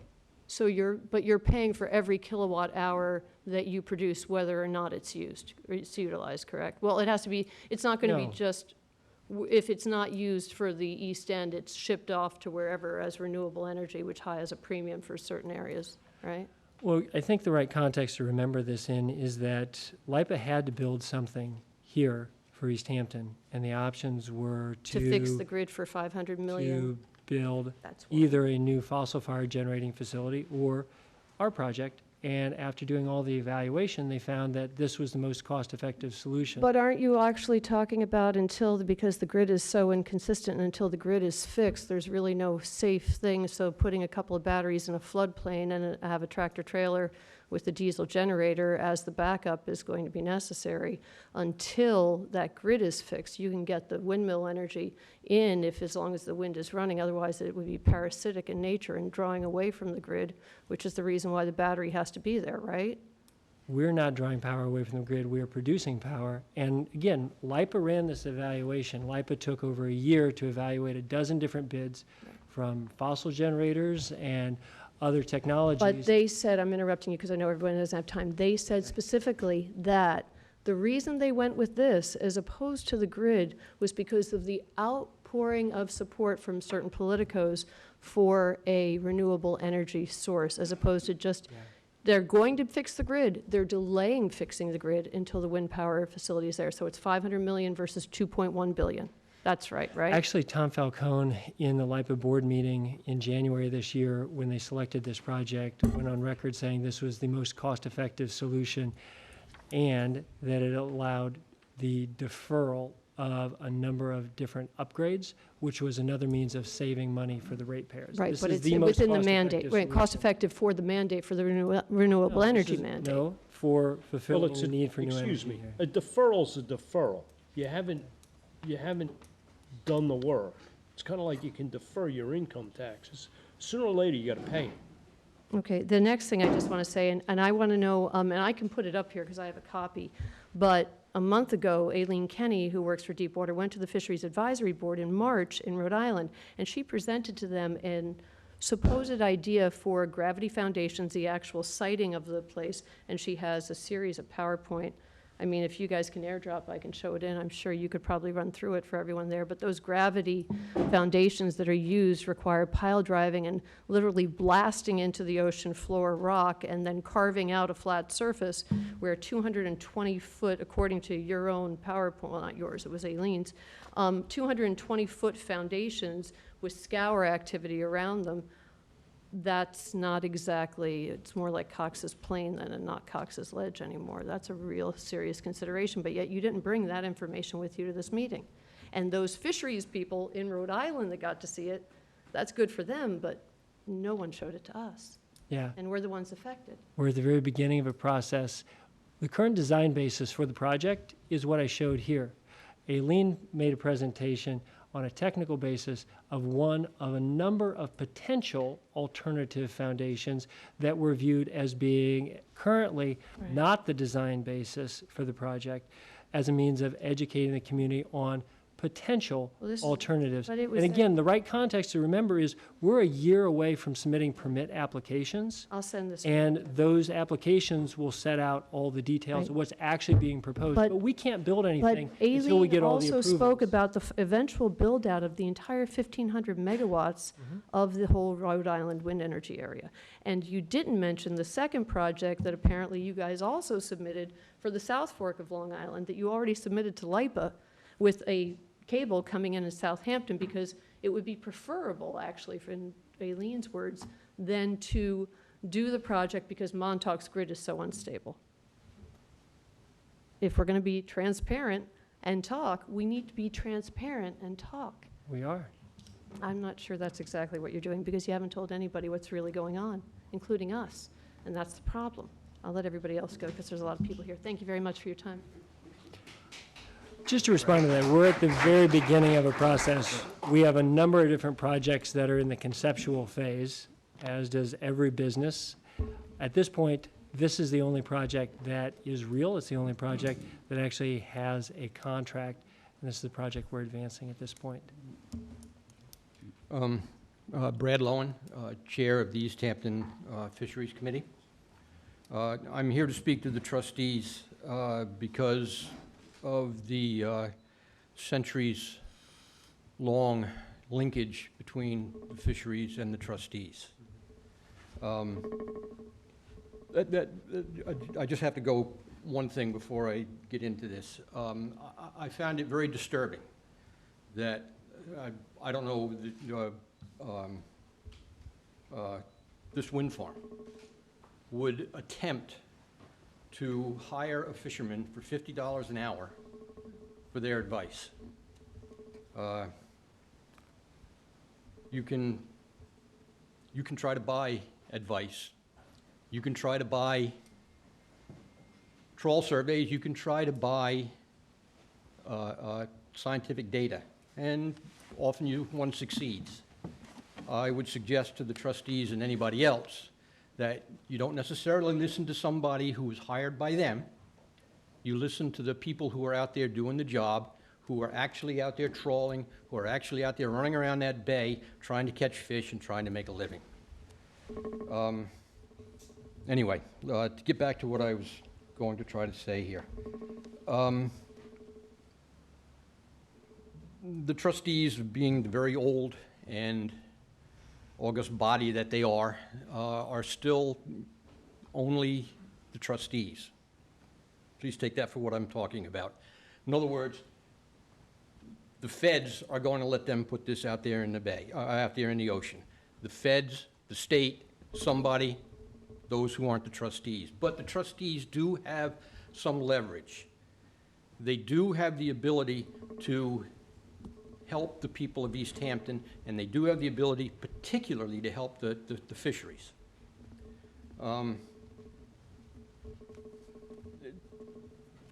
One of the things that, I spoke to two fisheries-related businesses.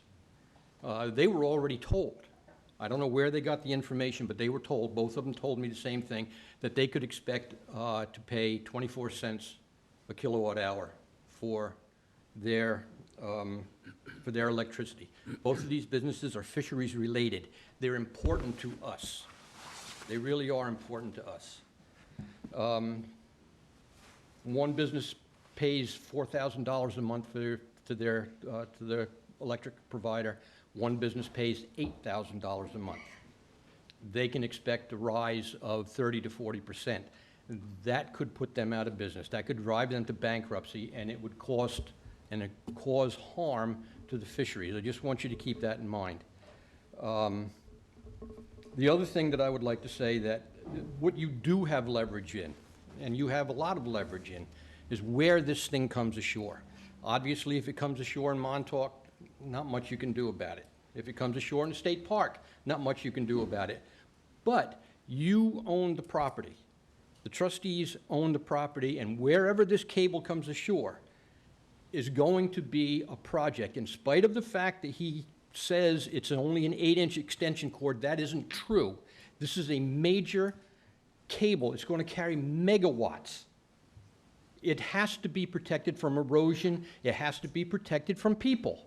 So the trustees, I think, should question, what kind of erosion project are they going to put there to save this cable? Are they going to have buoys and signage? Are you going to be able to pass and repass over it? Are you going to be able to drive over this? The trustees have got to know this and I've never heard anything about this. I don't know what's going on. And I don't believe anybody else out there does either. In spite of their very pretty paper here, they're not doing this to help us. They're not doing this to provide us with green energy. They're doing this to make a boatload of money, and that's exactly what they're going to do. My suggestion to the trustees is that they charge these people to use our land. And I'm talking about 6 figures. I'm talking about a lot of money. Then the trustees could take and help the fisheries, help the businesses that are injured by this project, and it would be a way that you have leverage and a way that you can make it better for the fisheries and fisheries-related businesses. Thank you. Thanks, Brad. May I respond? Sure. I just want to say one thing. Can we limit these to questions as opposed to statements? Because this isn't a public hearing. I appreciate what you said, Bradley. It was information I was trying to give the trustees. No, I understand, but we're trying to gain information about the project. Thank you. You wanted to respond? Yeah, no, just a couple of points there. I mean, first of all, appreciate the comments and would be happy to have a dialogue around all of those concerns as it relates to the questions that were raised about, can you drive over this? Can you trawl over this? You know, where's it going to be located? What are the environmental protections? What are the erosion protections? Those are all things that we have to and we will be addressing in our permit applications. Those are things that we want to engage in a dialogue about. And so we're here at the beginning of developing our plans, not at the end of developing our plans, because we want to have that type of a dialogue. The only other thing I'd put out there is 24 cents. That's a reference to the price of the Block Island wind farm, and that's been very widely publicized as the price of the electricity from the Block Island wind farm, not from this project. Gary Cobb, I'm a resident of Springs, concerned resident of Springs, I might add. I have a question about this $1.19 per customer. Yes. Let's assume that this project comes to fruition. Is that for every Long Islander? Is that for everyone in New York State? Is that for everyone in East Hampton Town? Who's paying $1.19 more?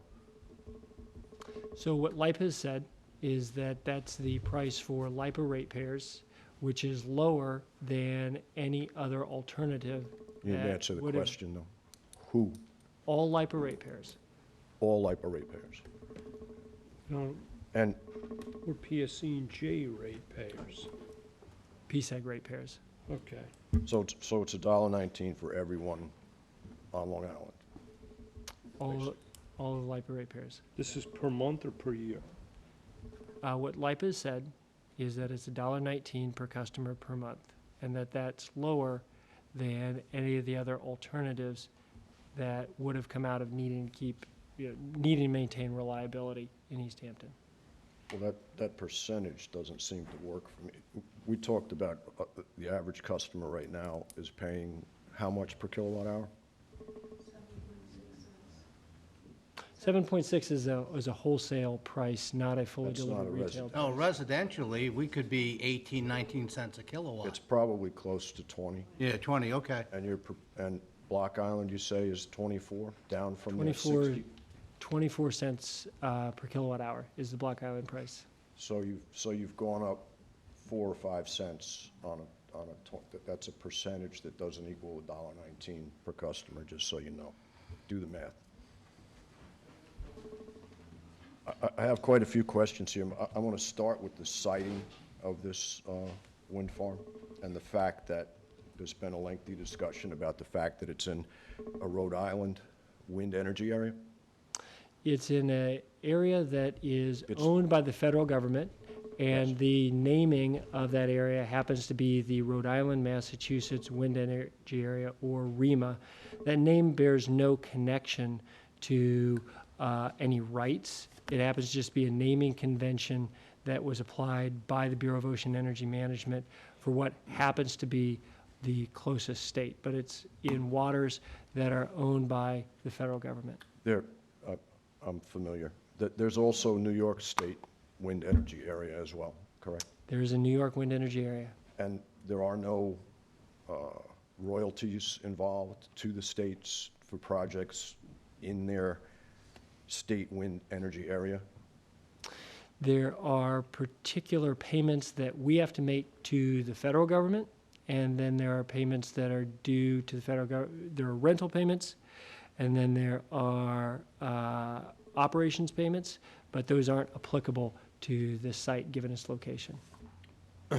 So you pay to the federal government, but you don't pay to the states? The federal government is our landlord, and we pay them for the use of that site. So the fact that if it's in Rhode Island or New York, there's no fees paid to those individual states? What I was getting at is, in theory, if you had a wind farm in a Rhode Island wind energy area supplying power to New York, that the state of Rhode Island might be benefiting from this cable being run down our estuary, was kind of where I was going with that.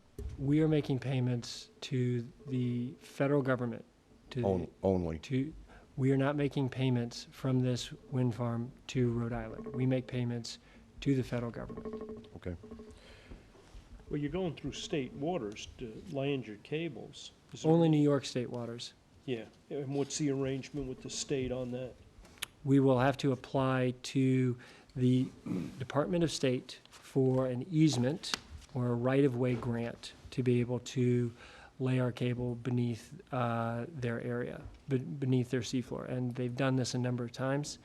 For example, Department of State, through what's called the Office of General Services, has previously issued grants to the cross-sound cable that runs from Shoreham over to Connecticut, and separately to the Neptune cable that runs from Jones Beach to Sayreville, New Jersey. And in both of those cases, they've negotiated a right-of-way grant that provides for temporary construction access and then maintenance access in the permanent location. There's no fees paid back to There the are certain state. fees that are associated with that get paid back to New York State. Are they annual or are they one time? I believe there are both, but I'm off the top of my head, I don't exactly recall the fee structure for that application. Who owns the Neptune cable? It's owned by a private company called Neptune Regional Transmission System, LLC. I'm actually glad you brought up the, excuse me, the cross-sound cable. There's been an ongoing study on that cable that, to my knowledge, has not yet been completed. It was due out in March of 2017. Are you familiar with that study? I'm not familiar with that In regards to ground-dwelling species such as lobster and the effect of EMF on those critters? I'm not aware of that particular study, no. Maybe you should be. I'm going through my scribbled notes here, so bear with me. The Buell Lane substation here in East Hampton. Are you aware of how far that is to the ocean as the crow flies? Approximately, yeah. What's the number? It is less than 2 miles as the crow flies. And New York wind energy areas exist directly offshore of that landing if it was, let's say, next to the Maidstone Club, which is pretty much straight down the road from that power plant? No, they do not. Say again? No, they do not. No, there's no wind energy areas out there? There's no wind energy area directly You don't have off any that area. leases, but there's no wind energy areas? There's no wind energy area identified. The grid that was created by BOEM, those aren't lease areas? There is no wind energy area that's been identified off that area. There's a grid that goes up and down the entire eastern seaboard. Yes. But there's no wind energy area that's been identified. So wind energy area means a location that is a carve-out of a set of lease blocks that is either already leased or designated for leasing. There is no lease that's directly off there, nor is there any area designated for leasing. And you can go to BOEM's website for I have. New York activities. There are no wind energy areas off that. What would it take to create one that was directly south of, I mean, Well, you submitted a plan for wind energy areas, and this was approved for LIPA, right? So that's the wind energy area part No. of the WIA 6-map site that they had come up with from NYSERDA that then got withdrawn about a month after they put it out. Isn't that the area that you're talking about in Southampton, right? well, no, I'm speaking about East Hampton. If just, you know, pretty simple guy here, but you're gonna run a cable from Rhode Island waters or from Cox's Ledge, and I, What was the plan? forgive me for being redundant with the people on the, South shore of Long Island.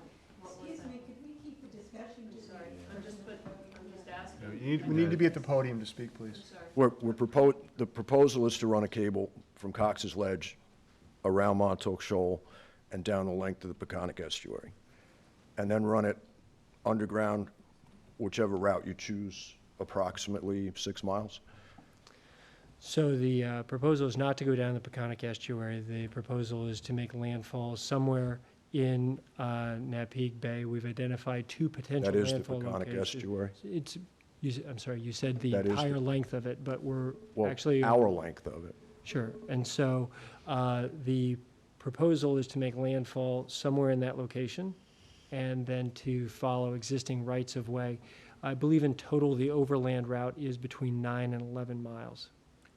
Overland, but underground. Underground, correct. So The terrestrial We're gonna- route, very terrestrial. rather than explore an option that would go 2 miles underground from the substation to the Atlantic Ocean and then to a platform, we're going to go about 9 miles through our residential neighborhoods. So there are no wind energy areas out there, and it Well, would I'll ask take a again, what number does of. it take to create that? Is that? That's a is that multi-year, that's not, so Because you said that's a that it's multi-year- possible that that the siting is adjustable, but you're saying it's only adjustable within the Rhode Island wind energy area.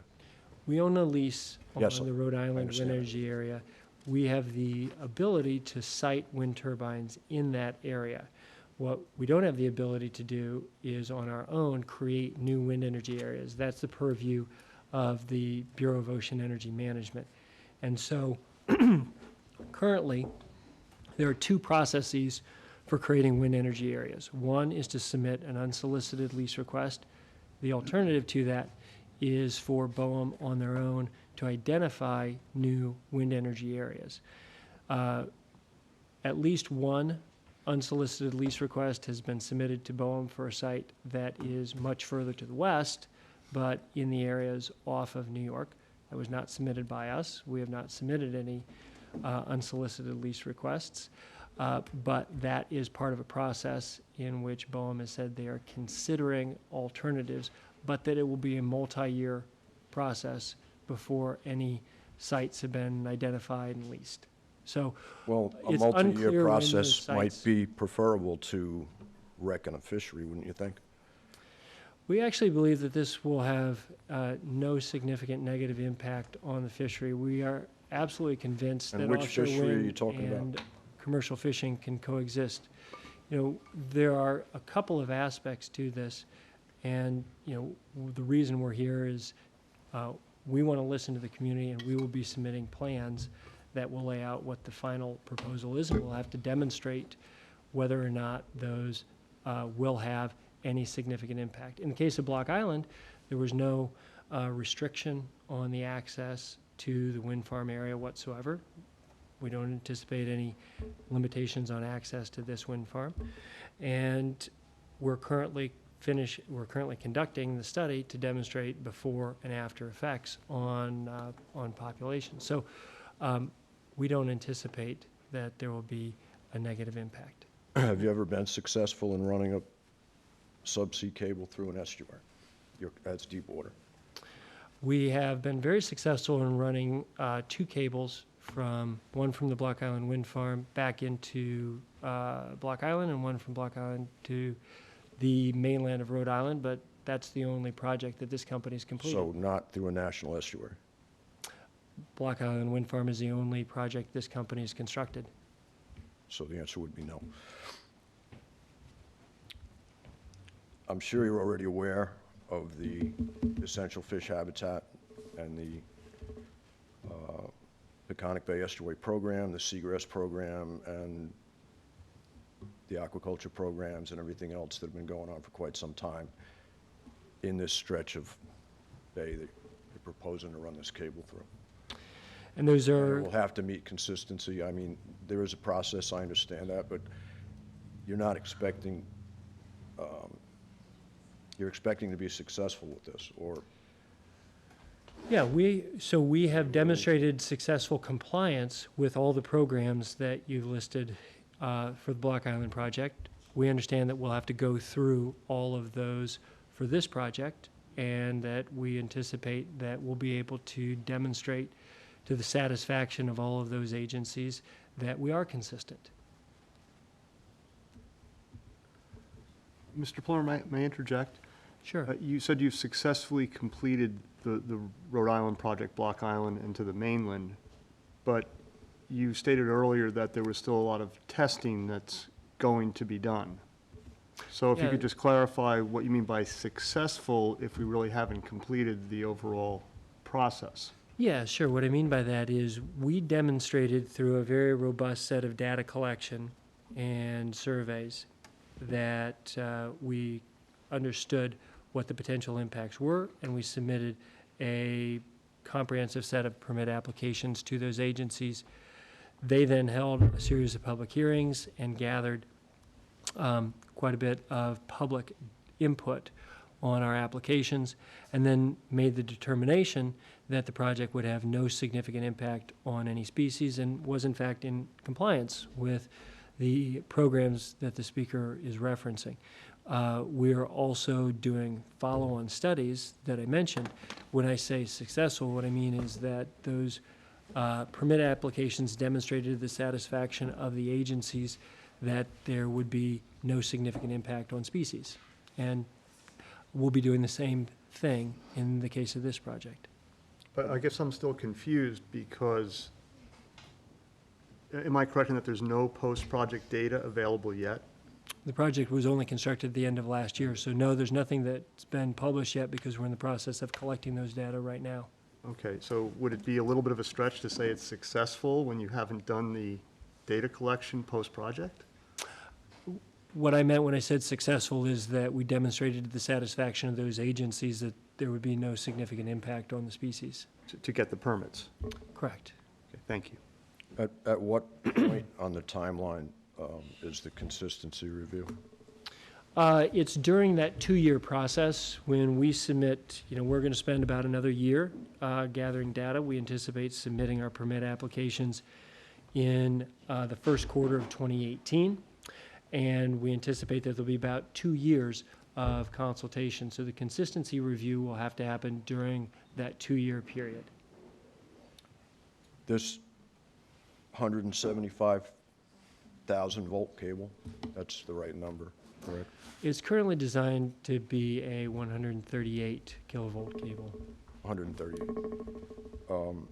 Which is, by the way, I note the same voltage. It's designed at that, which is kind of an odd number. That's the same number, that's the same voltage level that LIPA uses across Long Island. But not underwater yet. Gary? Yes. How many more questions do you have? 'Cause there are other people who want to speak. Just one. Okay, great, thank you. That voltage, that cable run is going to require cooling, no? Yes? No, the cable won't require any additional cooling of its own. Just being submerged would? satisfies the cooling? There's no, it's not an oil core? Or, It will not be an oil-filled cable. so just wire and insulation and dielectric, that's it? It will not be an oil-filled cable. Will it be filled with anything? No, it'll be a solid-state cable. Okay. You're correct. No fluid? It will not be a fluid-filled cable. Okay, I think I'm done for now. Thank you. Thank you, Gary. Does it raise the nearby water temperature at all? I mean, does the water temperature go up from the cable? Little angle, then you can. You go after. 4 to 6 feet beneath the seafloor. Okay. My name is Chris Scola. I'm from Springs. I'm a commercial scallop fisherman. My question, in March, Aileen Kennedy at the Rhode Island Fisheries Advisory Committee, she told that committee that a site plan was submitted to LIPA about another site off the South Shore. Where specifically is that site? That's not our site. That's a site that was identified by the state of New York in, I believe, 2010. It's an area that's in the area of Cholera Bank. It was a site that went through a lease auction in, I believe, November or December of this year. That site is now owned by a company called Stat Oil, which is a Norwegian utility. Go ahead.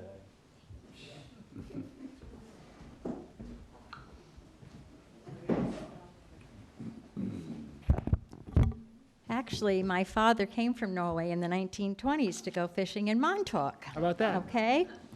And many Norwegians immigrated to East Hampton. And East Hampton is one of the primest fishing towns in the country, I think. It's just amazing. I actually fished with my father, and I fished off Cox's Ledge, and that's prime. My question to you is, can you tell us here tonight that you're not going to put such an impact on the fishermen of East Hampton Town? Montauk is unique. It is not like any other town in the country, and there are many people who have fished here their whole lives. My question to you is, you're going to guarantee us it's not going to do damage to the fishing industry, and are you going to help them when you do? It's a great question. And I agree with you. Montauk is absolutely unique. Unique. I got engaged in Montauk, and so my fiance and I have some very special memories there, and it's a place that's very near and dear to my own heart. And so, look, we're in this business because we believe we're doing something that's good. But you can't tell us. And- I said, tell us. Yeah. They So- told us, all right, they told us when they did the sewage treatment plants that they wouldn't hurt us either, but they destroyed $1 million scalloping industry. I scalloped with my husband. I used to open 1,000 pounds of scallops a week, and the industry is gone.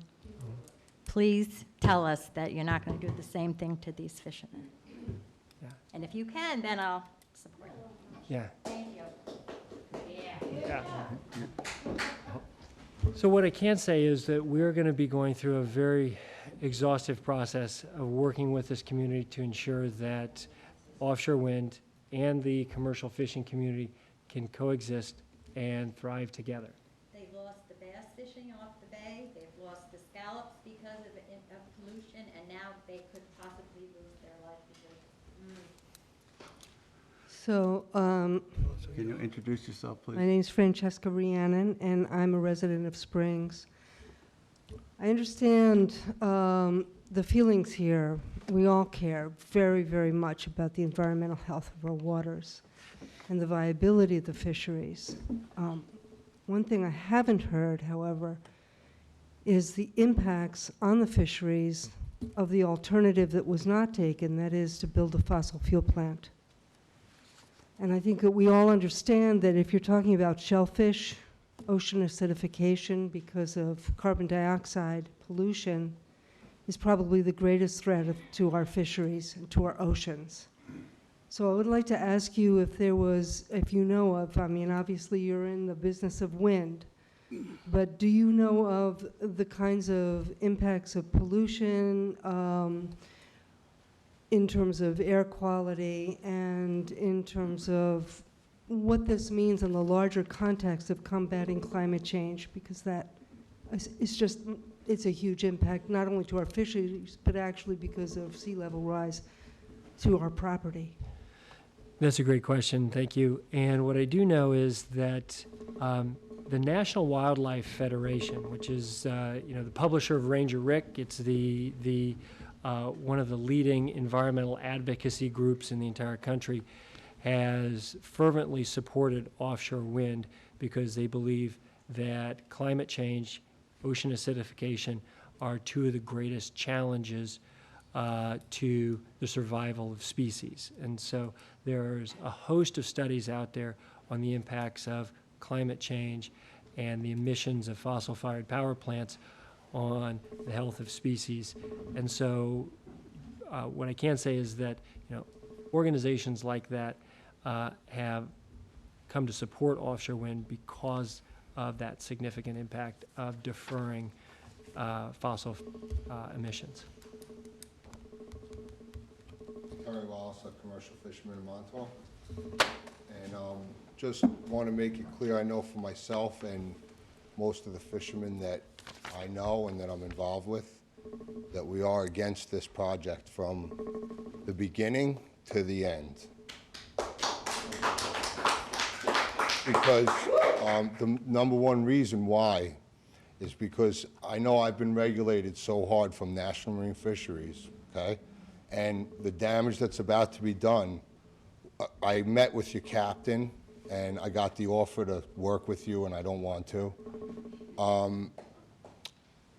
The dredging that's going to be done, to lay that cable, I was informed how it's done. It's completely environmentally incorrect. And where you're putting the foundations is spawning grounds, is a pea gravel bottom. It's not rocks, not big boulders, it's a pea gravel, and you can pile drive through that and ruin all this cod spawning grounds. So what I would like to know is, my real question is, what are you going to do about, like, reconverting where the cable's going to be laid if this project does go through? When will you decide that, where the cable's going to go? And because if you look at it and you look at my computer where I fish, the cable goes through every single fishing spot that I have from here to Cox's Ledge. Mm-hmm. It honestly does. And if you rerouted it to the south end of Long Island and south of where it is, you'd be eliminating a lot of other people's living. And I don't know, I think you'd still be doing some damage because of the way that the cable is going to get laid, and they have to blow out the bottom to lay the cable behind it, and I'm understood about that. But when do you decide when the cable's, the route of the cable? Yeah, answer that question in just a second. Did you say that if we went further south? Yeah, I spoke to the captain about it. Yeah. We drew it out on the chart and everything. Yeah. But not to say that that's going to be correct either. You know, I'm not for that either. If we could do without the whole thing, that would be great. But you're saying it'd be better if it went further south? A little bit, not, Okay. It wouldn't be, I still wouldn't be for that. If we could stop the whole thing from going on, it would be better for the environment. Mm-hmm. Because the damage that is going to be done compared to what we do with our nets, it's not even compatible. We couldn't do the damage that's about to be done. And me as a fisherman, I'm out there, I know that. Mm-hmm. And I know the grounds that you're putting the foundations on, they shouldn't be used for that. If the National Marine Fisheries has been holding off on that area for fishermen, we've been regulated with our nets, we've been regulated for days at sea. We shouldn't have a project like this in the ocean where we've been regulated from, and they've claimed that it's because of fish stocks. Well, this will be the end of it. So a couple of thoughts. First of all, what you referred to is our captain's a guy named John O'Keefe. He's a staffer with Deepwater Wind, has spent some time in Montauk walking the docks, and part of that is our effort to gather data. So you asked me a question of when would we be making decisions on those, and that'll be over the course of this coming year. So it won't be decided on finally until we've gotten the data that we need from doing all the surveys that we're currently doing, and that will be conducted over the course of this summer and many more months. And then a host of meetings like the one you had with John where, as you described, he laid out a map and talked about where you fish. And I think he probably laid out the map that I showed earlier, and you guys sketched out what were valuable grounds and what would be better. I mean, it wouldn't even, it's gonna still, I know it's gonna be, you know, in the way of some fishermen as opposed to others, but the bottom that was chosen, you know, you got miles of boulders in your way. And then you're coming through the bay where a number of fishermen work. And it goes right up into wetlands in an area where we're not even allowed to walk around. You know, you're not allowed on that area. We're not allowed to drive a car on it, and then to know that something like this is going to go through it. I have concerns.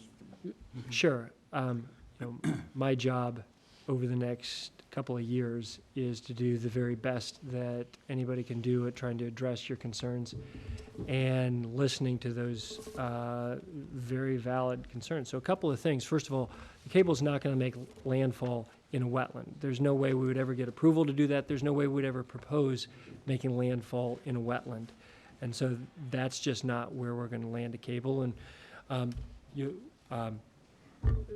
in terms of the cable route itself, you know, the route is still up for discussion. It's the reason that we're out here. We want to listen and avoid sensitive areas. And in terms of the methodology, I think what you referred to is a jet plow, which temporarily fluidizes the seafloor. There are a number of different technologies for installing these cables.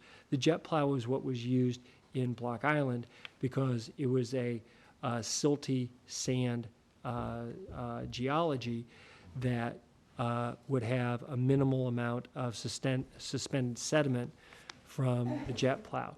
There are other technologies as well, shear plows among other things, that are appropriate for different soil types. And so the jet plow was used in the case of Block Island because that was what was deemed most appropriate and approved by a host of agencies for those particular sea bottom types. But you rightly bring up that there are different sea bottom types here. And what I think I mentioned earlier in my presentation is we haven't decided on what the installation methodology will be. I know you don't support this project. I hope over the course of the next year plus that you can at least respect the process that we're going through. And the fact that we want to. Well, you know, on a sensitive note here, you know, what if, just say the project goes through and that area that you bring the cable, it detonates that whole area where we tow. It's going to go right through the bay where we tow 8 months out of the year. Yeah. So just say that detonates that area, and, you know, there's no way it's not going to do damage if you're blowing out the bottom 6 feet down. It's impossible. It's just, it's virtually impossible. You're taking, I mean, I can't be talked out of that. That's something that's damaging the bottom, and what if it doesn't recover? And what if fish don't show back up? And, you know, and even I talked to the captain, what happens when he wants to pull that cable and they close down the bay because the ship's in there pulling the cable? So for 3 months when the fishing's good, they close down the bay because their project's in. And that could happen. You know, that's where my concerns are, and I know a lot of other fishermen have the same concerns. So a lot to unpack there, but in terms of shutting down an entire area, you know, we didn't have that in the case of Block Island, and we don't anticipate that. There was a limited area of disturbance around the installation of the cable for Block Island. There was a safety zone established around the construction vessel itself. We'd anticipate that that would be approximately the same here, but it's by no means shut down the entire area.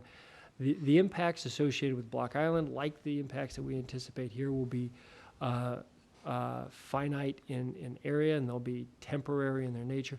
But look, all that's, you know, we're at the beginning of this process, not the end. I can't tell you what type of implement would be used. Right. Well, that's what we're worried about, the impact in the long run. Yeah. And the Block Island wind turbines, before those wind turbines were there, those guys fished right there. That's a codfish ground. That's where the fish go. So now, you can't justify that the windmills are there and those guys are doing good fishing. They did fine right before those windmills were ever there. So to say there's fish there was always fish there, you know? And I'm just saying, I mean, it's not you know, there's fish are there before those. Yeah. So you're putting the same thing in an area where codfish spawn, so they're gonna end up showing back up there anyway, but what are you gonna do in the process of it? Yeah, That's the problem, and that is that's- the problem. And that's why we're here, and that's why guys like John are out having those types of conversations so we can listen and understand.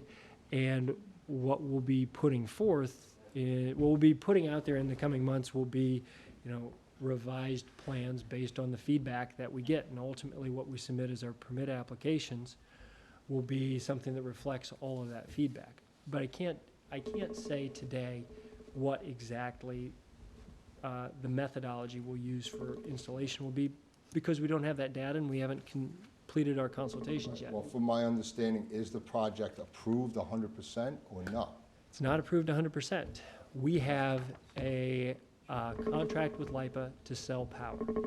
We now have to go out and get a lot of different permits and approvals. We expect that we're going to need over 20 different approvals and permits.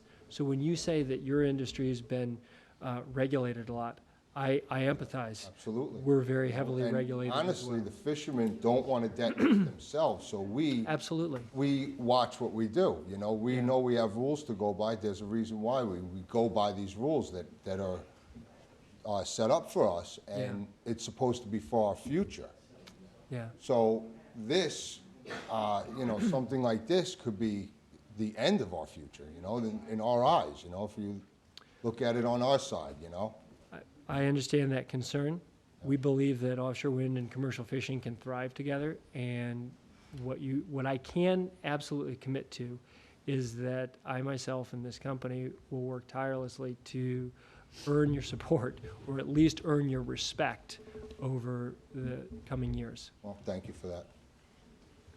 One of the things I see, and this is not directed to you as an insult, but, you know, you're not the Yankees. You know, you're new, this is your second application, so there's a lot of what-ifs that, quite frankly, you probably can't answer because you haven't crossed that yet. And that makes people uneasy. I know it does me. I completely respect that. I'm This not is, talking about shoeboxes here, you know. This is, for the reasons everybody spoke of, yep, a very big project, a lot of concerns. it is a very big project. It's a project that we think has tremendous potential for the future. But what we say inside the company a lot is that it's not only critical that this project is seen as a success for the community, but this process has to be seen as one that's successful. And so the reason that people like Aileen Kenny and people like John O'Keefe, my colleagues, and I are out having these types of meetings is because we recognize the tremendous potential this resource has. We also recognize that this is something new, and people are rightly going to have questions about it, and we ought to be able to have good answers to those questions. And the only way that we can have good answers is if we can have a dialogue. And so, you know, it's impossible for us to know all the questions without listening. And, you know, we are not going to be coming back and submitting permit applications for almost a year, but we want to be out early to hear what these concerns are. So we're absolutely convinced that this makes it a better project and a better process.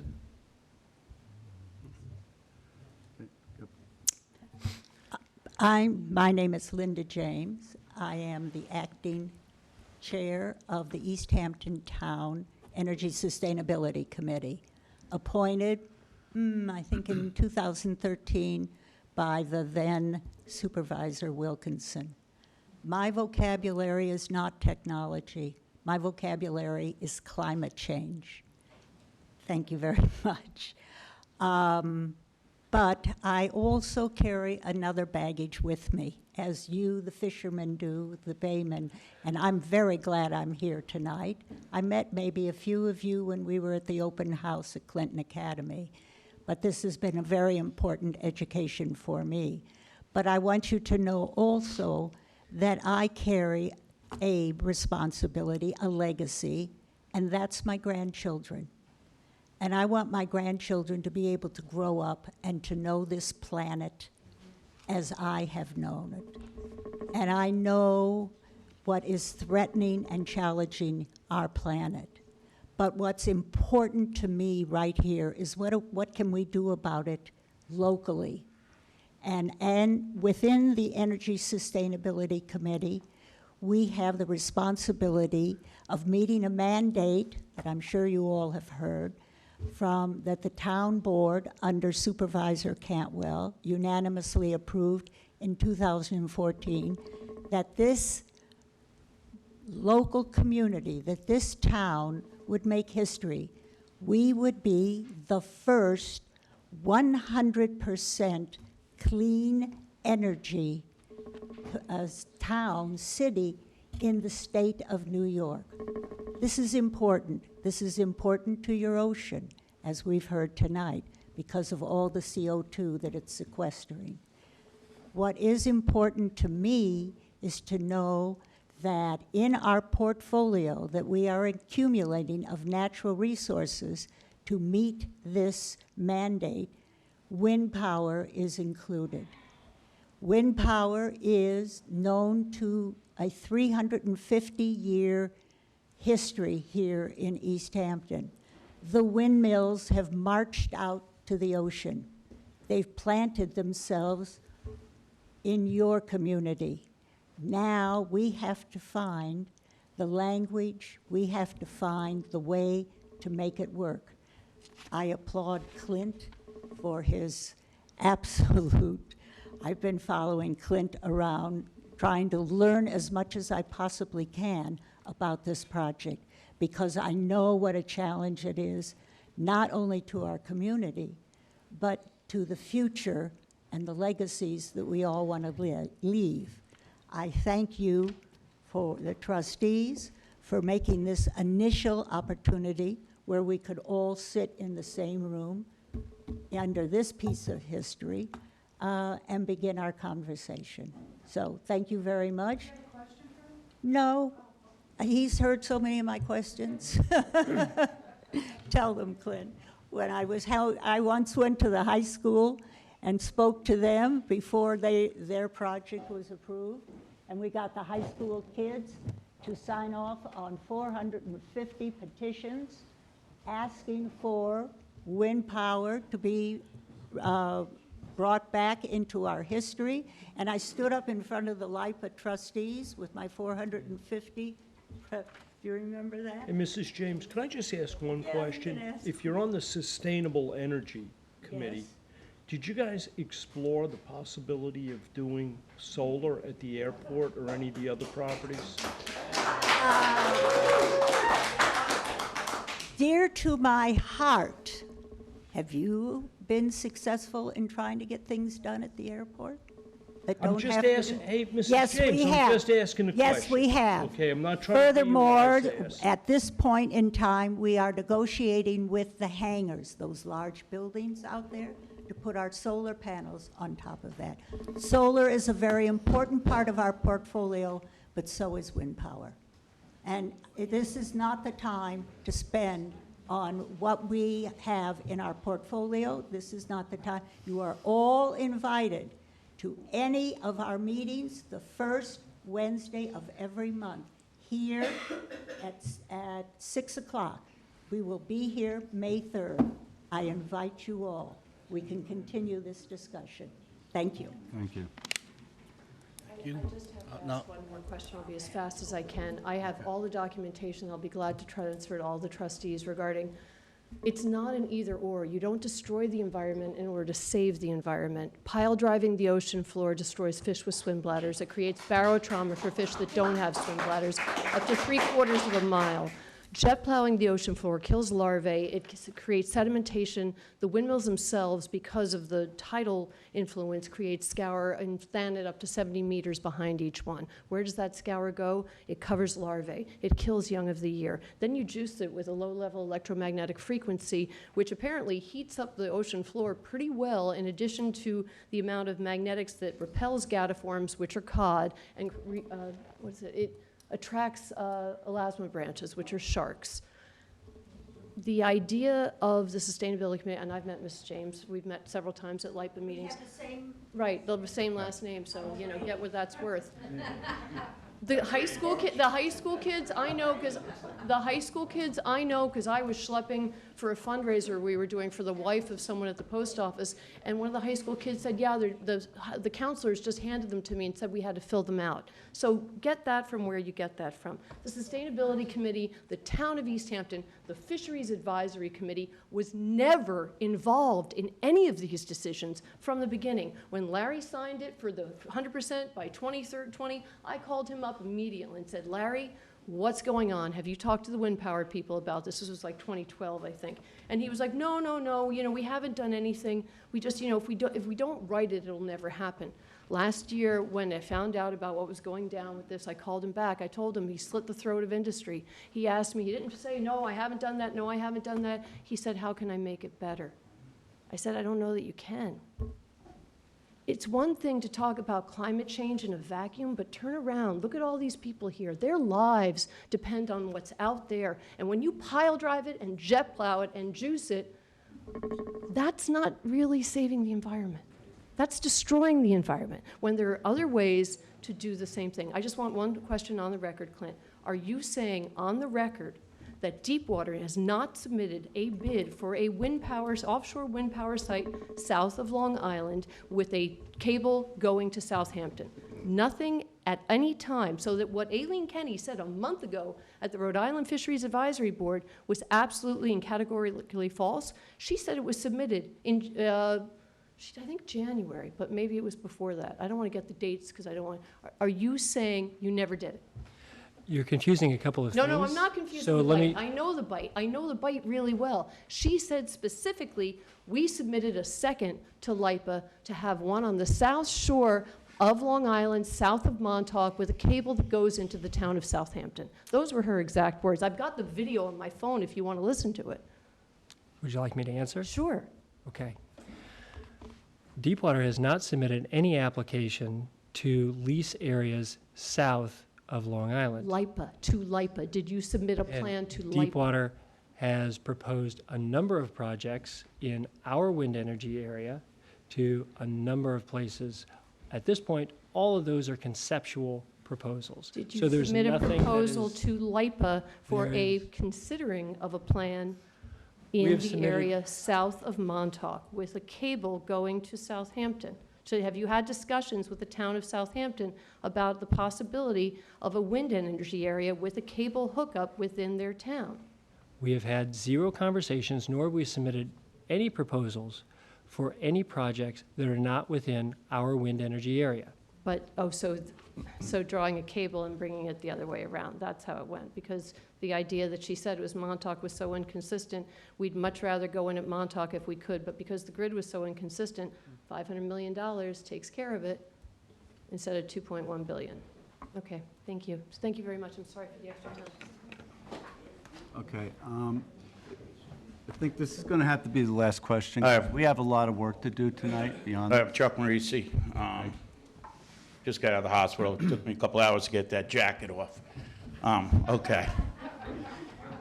I got a question to ask you. You leased this land, this wind power thing. I mean, you guys just leased the land, and that's it.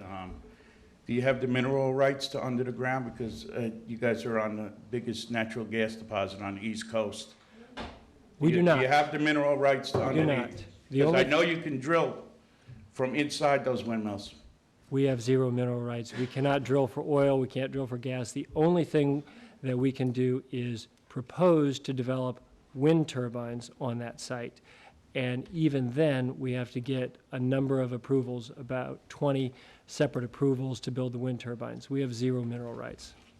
Okay, because I know that the energy is not going to be cheaper. than what we have here. In Coliker Bank is about 100 miles from here, and I fished that. It's the biggest squid spawning ground there. You know. That's not our site. We have nothing to do with that. You did lease it at first. No, we didn't. We've never had anything to do with that site. We didn't bid on that site. I'm gonna We have ask nothing you, with that site. Your company, all you did so far was lease land from the government, and you're trying to get other companies involved to put windmills on. You've never put a windmill on any ground. Yes, we Your have. company, you have? We built those ones right behind you. We built the first offshore wind farm in America. That has to be Block Island. That is, we built that. Because I fish right next to this guy. All right, well, I think it's just a money grab, to be honest with you. And just a total money grab. And that's what it is. It's not an environmental anything. Since these farms have been coming about, my fish quota has gone down about 85%. I'm not even allowed a basket of sea bass. I'm not allowed a basket of fluke. And it's due to one thing, because we came to a meeting and we said, hey, wait a minute, what's going on here? And we're getting shut out, and it's obvious. We've been boarded by the Coast Guard 100 times, the feds, the DEC, and we're getting shut out so this can get pushed through. Supposedly the governor of New York has a lot to do with this, money involved in it and stuff like that. And so we're getting sold out, guys. That's what I'm telling you. It ain't about any green energy. I'll tell you that. Okay. Some of us won't be here to see any of that green energy. Thank you. Thank you, Clint. We appreciate you being here.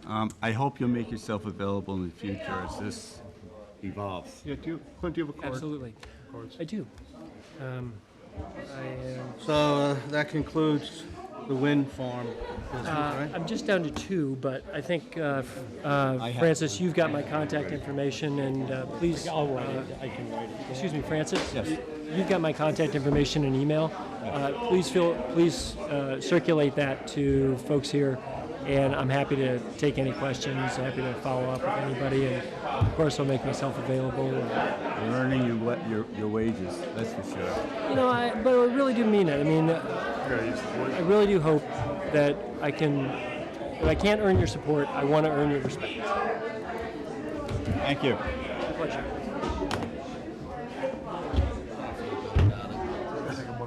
Okay, we're going to take about a 5-minute break, okay? Okay. I gotta sit though. Back hurts. Thank you for giving up your seat. That's okay. At least that way you had a microphone. Perfect answer. Thank you. Scroll downstairs. That was exhausting. I'm going to try 904. Yeah, I'm going to try to push this.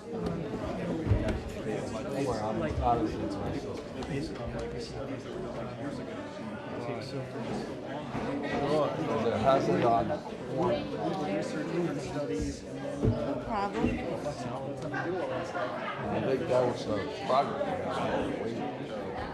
It could be really robust, right? Just a little bit. And it's only on corn, not corn. Sure. Weather. Because it's true, constant weather.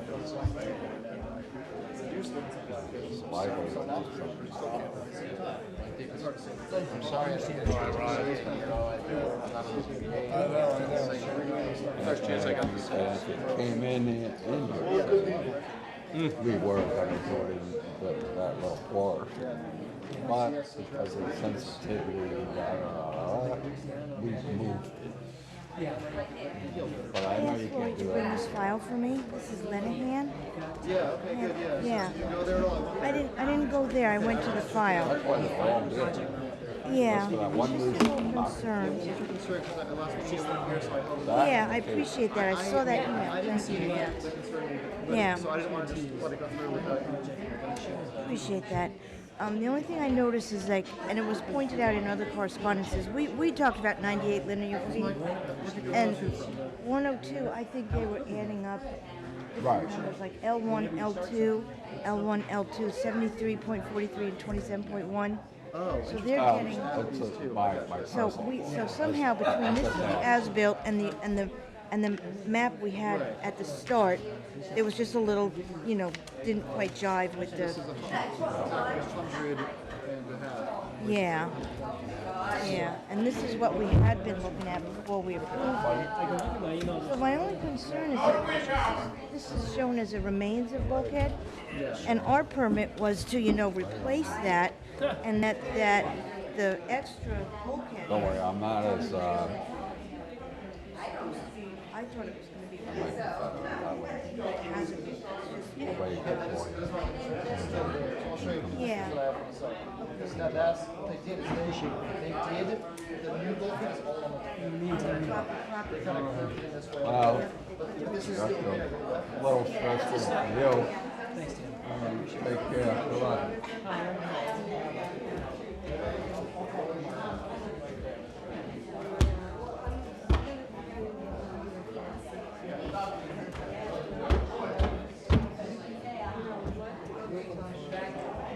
Wow.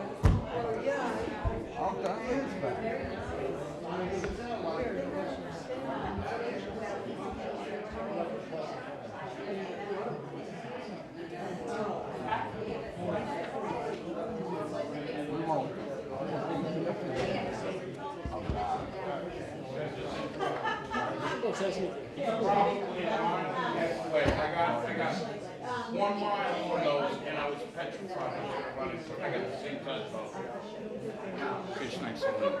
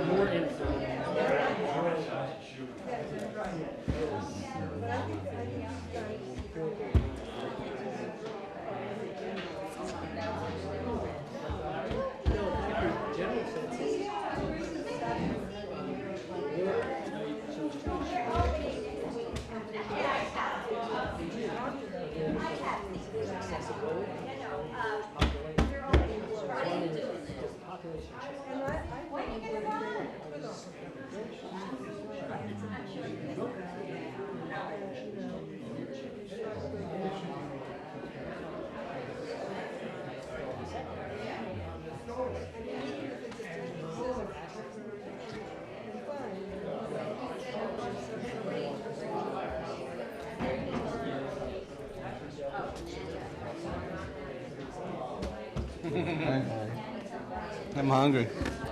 I know. I know, Sue's not still, no time for it. No. Brownies or cookies for us. I got you.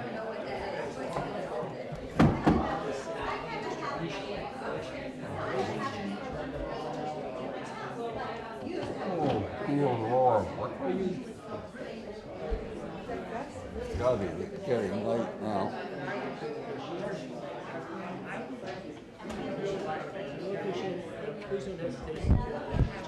Oh, I will. Well, definitely.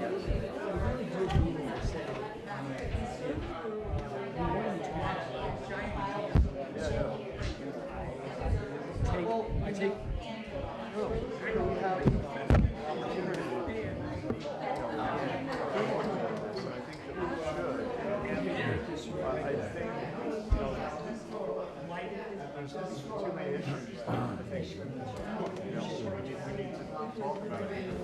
Sorry.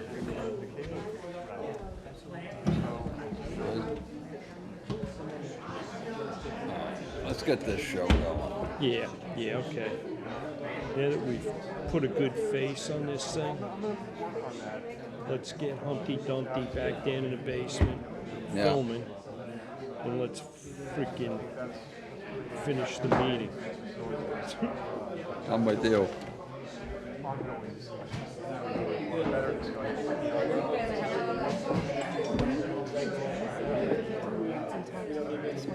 I'm interested to get your opinion. Yeah. Call- You got my cell. I do, I think. Is it okay if you don't mind if I Yeah, ring give me you? a yell, sure. I just, All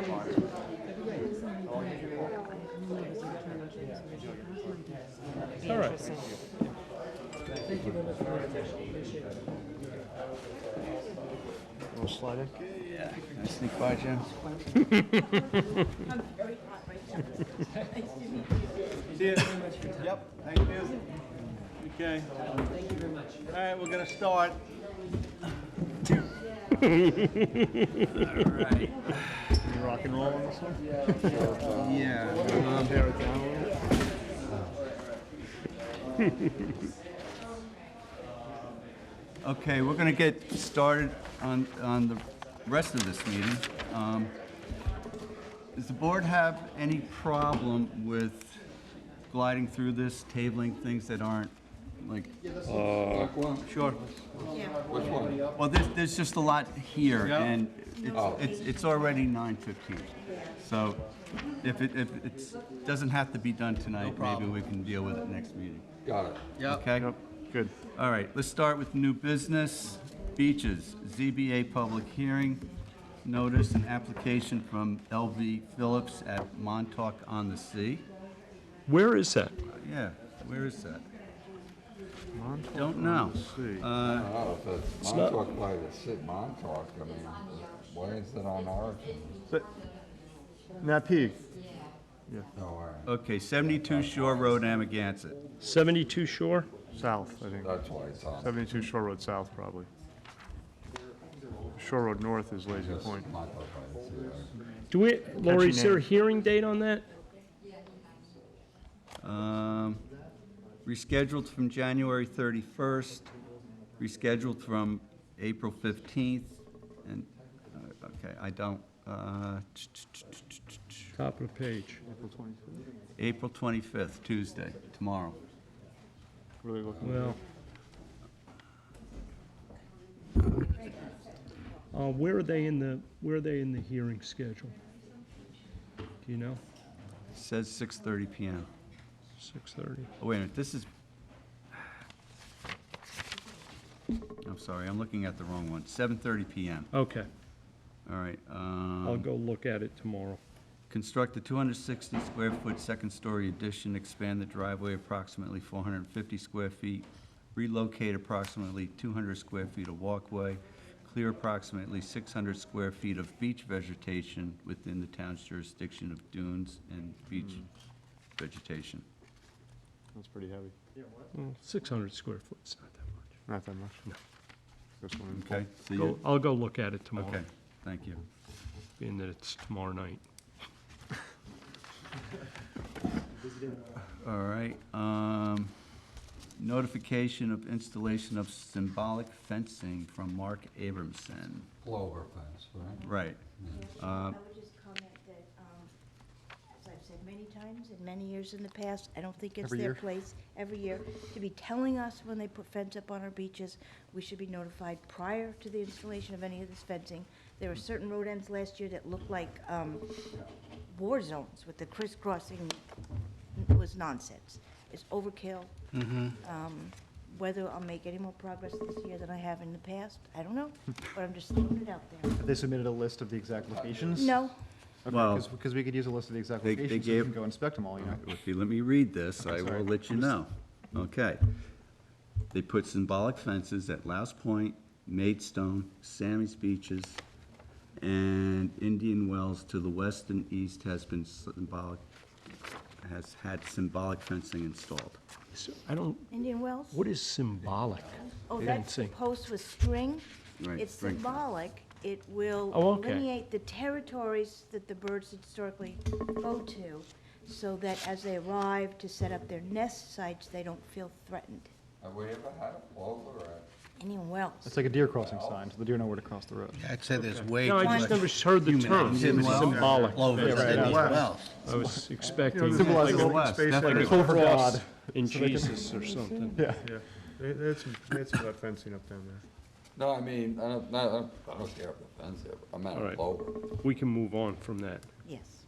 Okay. All right.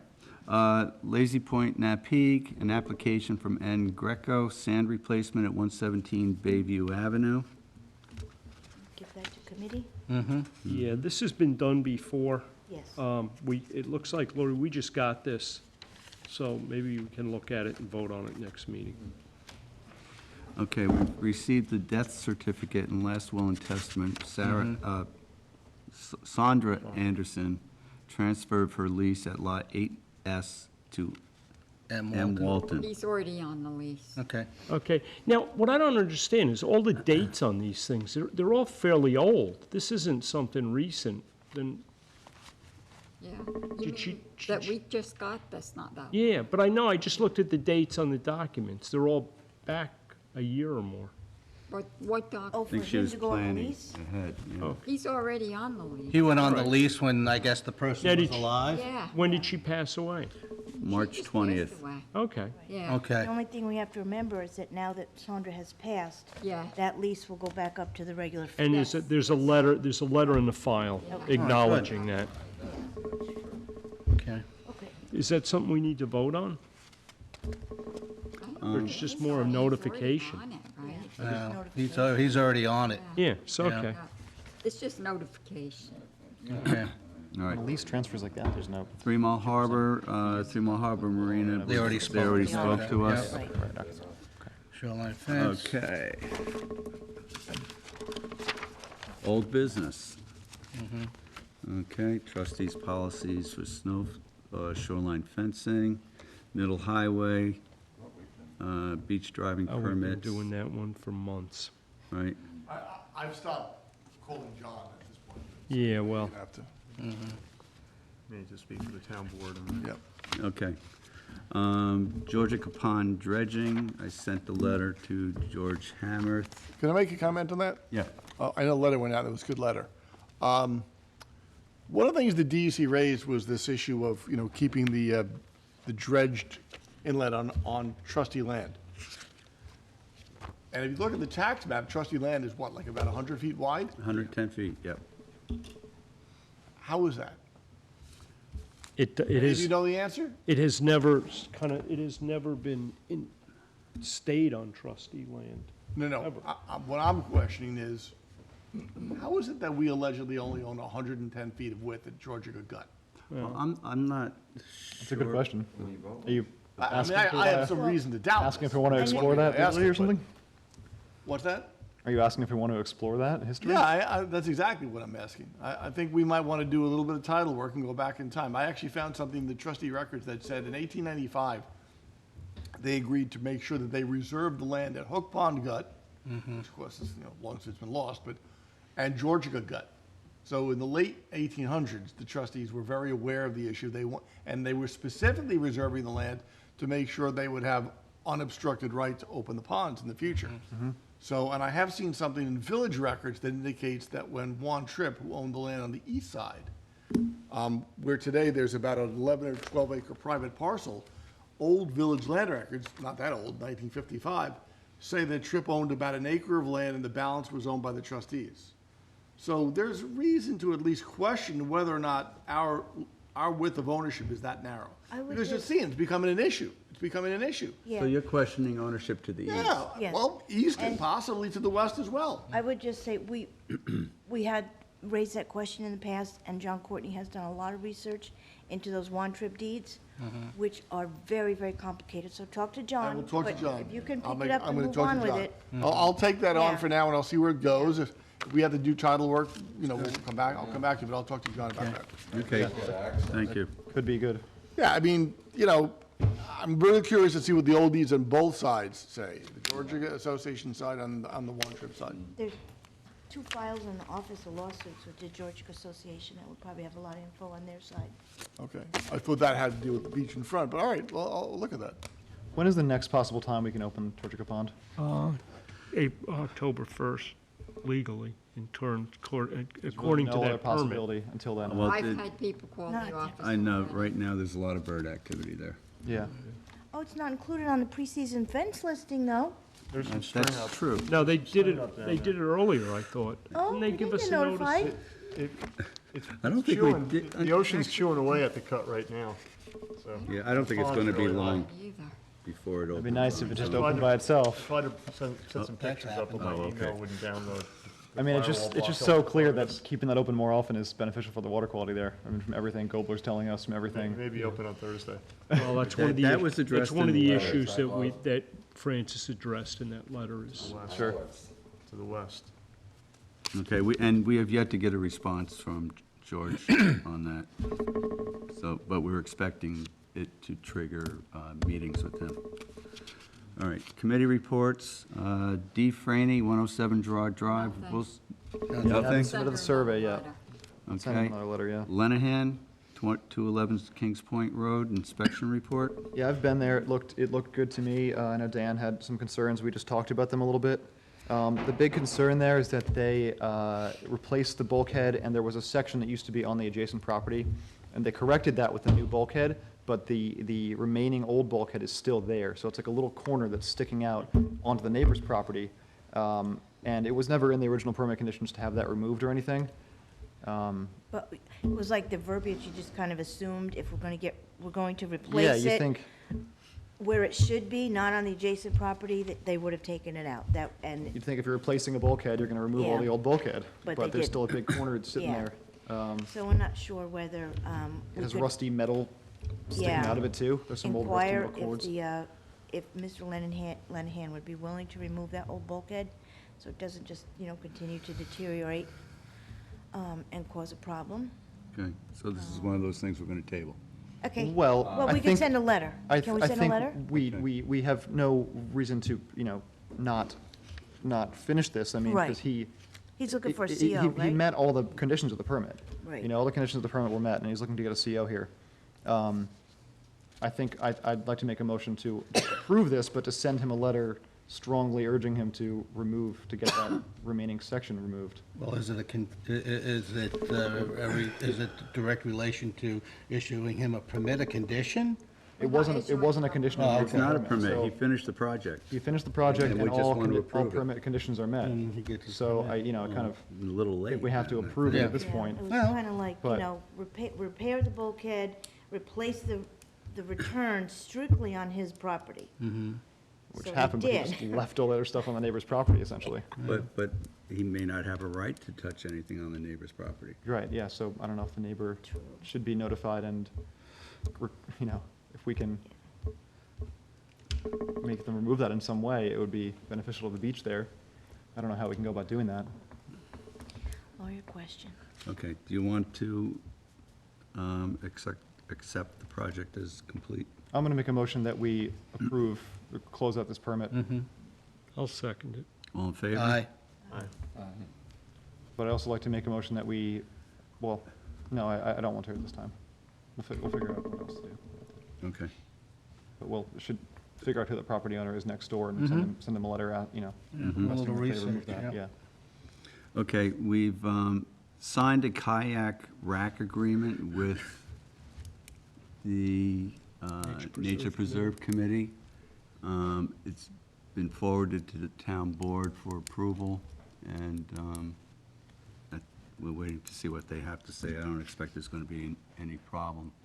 But the agreement is that the Nature Preserve Committee will build the racks for us, we will manage them, and collect the fees. So they should. What do they get out of it? They get the kayaks off the grass. Yeah. Are the racks on the nature preserve property or on the Trustee Beach? Nature We don't want to property, it get looks into that, we'll just go into an agreement, and we'll collect the fees and manage the kayaks, and they'll build the racks, we'll reimburse them for the cost of the materials. Kind of a Pretty joint fair project. deal. Why don't we just do it ourselves at the get-go then? Why do we need their approval? Because Diane, it actually doesn't, questionable. it actually doesn't really appear that the racks will really be on our beach. They're gonna be It's very questionable. And this more was- upland, and they're offering Yeah. to do this. It's nice to do a good deal. partnership. They can choose Yeah. your battles. Yeah, where does that committee come up with money to build the racks? I Oh, know, they- where the- were well, they? They've been, wish they came land up with years ago. acquisitions. Town money, I mean, Oh, it's land a town committee, Yeah. so it's. Land acquisitions has funds to do maintenance. And if I could just So Andy Gates will build the racks for us. So if I could just mention one quick thing also about kayaks. I asked Lori, please, and she did. She sent a memo to Parks. They're going to replace approximately 6 rails, split rails that allows point kayak racks. So hopefully that will get done sooner than later. I know it's a busy time for them. Yep. I would just offer us, we should do some type of a nice compensation for our secretaries who have to deal with that many more kayak permits. Well, it's going to put a big dent in that waiting list and get those people off their backs. That's true, that's Now, true. These racks are going to hold, we're estimating 26 to 34 Oh, kayaks, I'm depending on the recommending that you sizes. put as many as you can. It would be really good if you could put at least, if you could put like 30 some, then everybody would get it. It depends on the size of the boats. Might have helped us. No, because they're all gonna be You know what I kayaks, mean? they're not gonna be anything else. Mm-hmm. Well, hopefully we'll be able to do the 34. Yeah. Okay. Okay.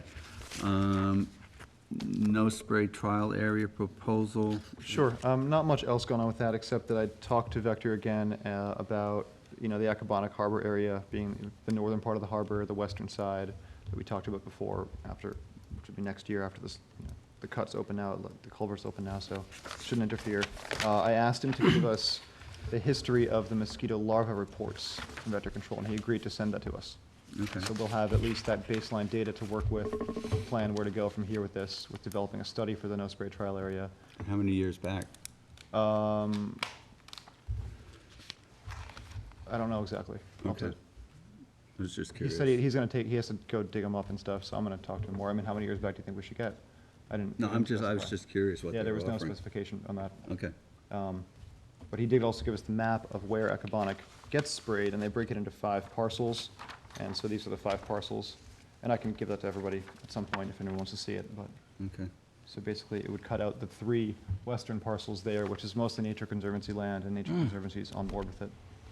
If any homeowners around on Springs Fireplace there, on the east side of Springs Fireplace, want to give us any input on, not using methoprene BTI there anymore for 3 years, starting next year, we'd love to have your input.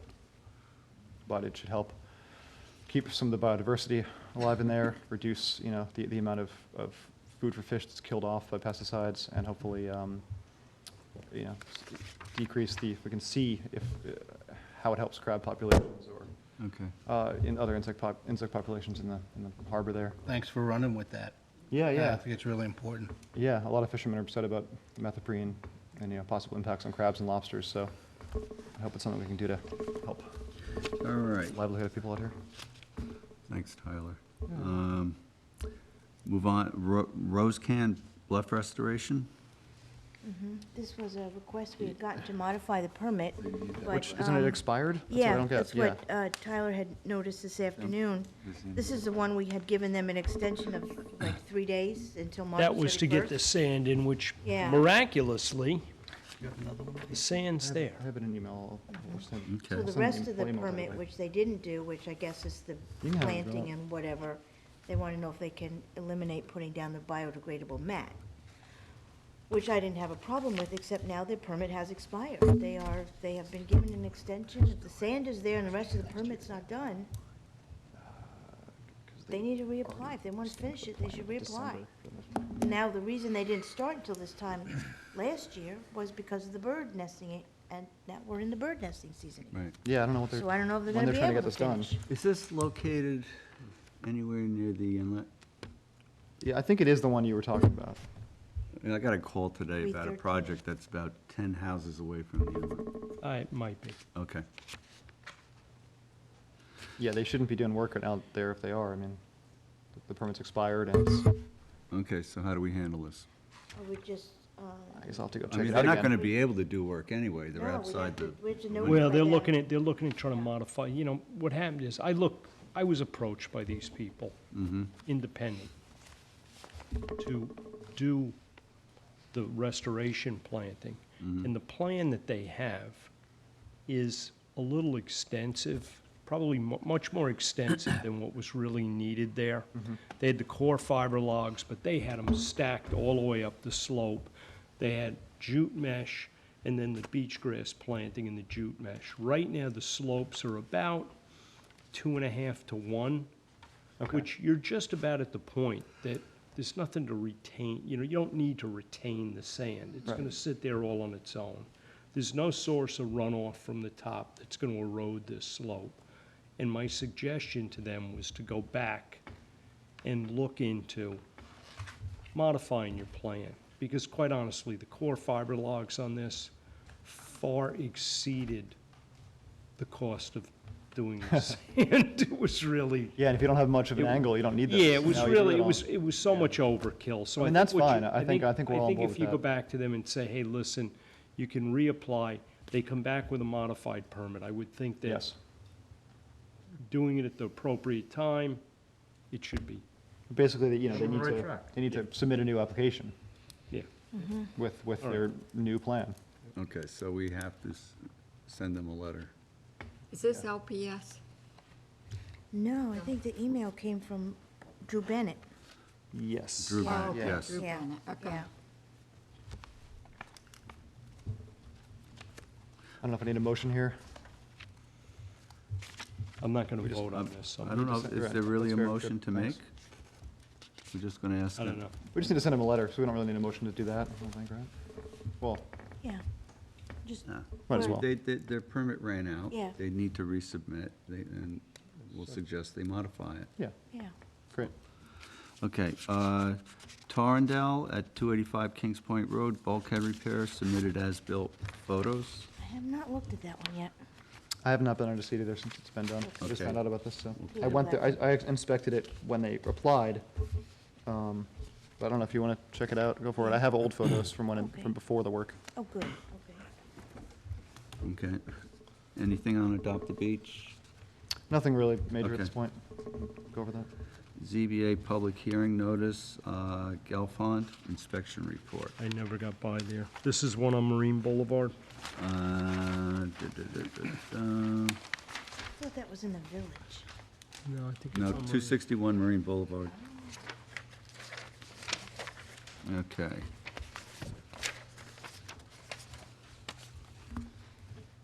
Plotkin. Ow, how'd I get the Plotkin? Yeah, he's been taken off. He's rescinded his application. Did you see that? No. Yeah.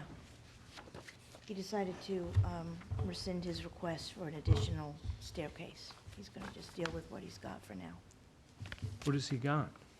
He's got the walkway and and a somewhat buried staircase. That's the one with the two platforms. They want a whole other platform and they wanted to go out Yeah. like 5 more feet onto the beach. So although he hasn't, and all he that. doesn't need a new permit from us, I mean, whether he needs to still, Well, I didn't know that he ever had a permit. he didn't from us. Okay. But whether it was originally put in prior to, like, I don't know where that beach grass line was when he put it in, because his first survey, it was quite seaward of Okay, where but it is it doesn't now. show. Doesn't show on the It doesn't first show on his CO. It doesn't show on his first, Yeah, yeah. it doesn't show on his first survey, and then 10 years later, it shows up, but on the history of the property, there's no application for a walkway, nor was there ever a CO issued on it. Right. He sent me some stuff in an email that I, honestly, I didn't read it all, but he was saying that the stairway had been approved in some, like, maybe a subdivision process of some sort. Yeah, but typically, what I So- was, because just to the west of that stair, there is what appears to be like a community Stairway. walk that I would assume is like the subdivision Right. stair to the beach. So how about, I'll actually, like, print out and reread all the stuff that he sent me about the history of the Okay, lot. and if you want, I've Yeah. got the printout on the And we'll see on the whether lot there's still history. something we need to address with Okay. him. Okay. Okay. Education? Yep, so the applications are in the office. I'm hoping that the education committee, plus any other trustee that's interested, will review them. Yeah, We I have did 11. one. Okay. I did one I think we need it Checked them out today. soon, I right? took a look today. I didn't vote yet, though. I'm sorry, Um, June 11th? You said, what time we have to have it all? Oh, it's like, June 11th. oh, it's May something. It's May, Yeah. It's coming up. May 16th, I I think. think so. somewhere, yeah, middle or So- early May, yeah. So maybe by our next meeting. By our next meeting. By our next meeting, we have to be able to know. Sure. Of course, we don't announce the name publicly Right. until after the ceremony, but, yeah. All right. And then, just so, I do know at Oh, yeah, least yeah. one Me too, I of wasn't the sure either. applicants. So although I have submitted It's all right. my choices, I left them sealed, so if they're not necessary to use, you don't have to use them, just so there's no appearance of impropriety there, Okay, great. okay? Tim, I think it's that they announced them in June, Yeah, they do, yeah, but we need to have it in before that, yeah. so. All right. Okay.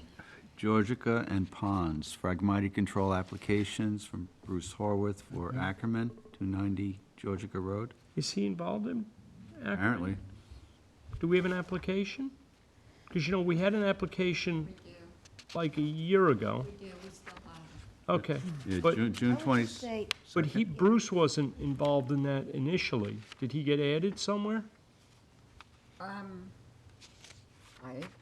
don't That was know. Eric Brown, was the, What? wasn't Eric the agent on that? Yeah, it was he was just doing it in-house. He had his own people. Why don't we just say the application Well, submitted No. was incomplete, No.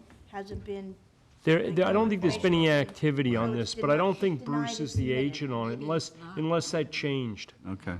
It didn't start out Check that it out. way. We'll check it out. Gallo, We haven't done anything with that. okay. Lily Pond. Let's see, 94, Lily Pond wetland restoration. Yeah. Anything up? I think we were just, we were waiting for them to get back Right. with incorporating the conditions and stuff, Mhm. fertilization. So Right. that's a call into Bruce, because if they've got it, that really would be ready for a vote. Yeah, Trevor was gonna work on that with Bruce, I believe. Okay. Where are we with the access there? Is there anything happening with that? That possible access there? Well, it looks like the village road connects The ownership is to cool, it just Trustee. blocked, it just blocked It's all vegetation. overgrown Yeah. right now. Yeah. So part of the project may be to access the pond for some of the environmental. Yeah, it should be. I mean, if we're removing Phragmites at other adjacent properties, it should Well, they certainly be said that was removed from going to be that opened section up too. for the Vista. kayak wreck? It's actually owned by the Little village, paddle boat, maybe? the land. One Association Road, my wife really likes it. Yeah, we still don't. Okay. MMR, She's the only one, I guess. I 81 think Briar. MMR, it looks like they've satisfied the issues regarding this boardwalk that seem to pre-exist any moratoriums, and they've settled things, yes? Not a moratorium, can't use that word. We have a Okay. Prohibition. Prohibition. Okay, prohibition. Anyway, it looks like they've settled the issues with the village. There is a copy of a plan, if anybody would like to look at it here, for revegetating the area. It's adequate. I would say if they've satisfied all of the other conditions, it would be ready for a vote. They've got a 30-foot buffer.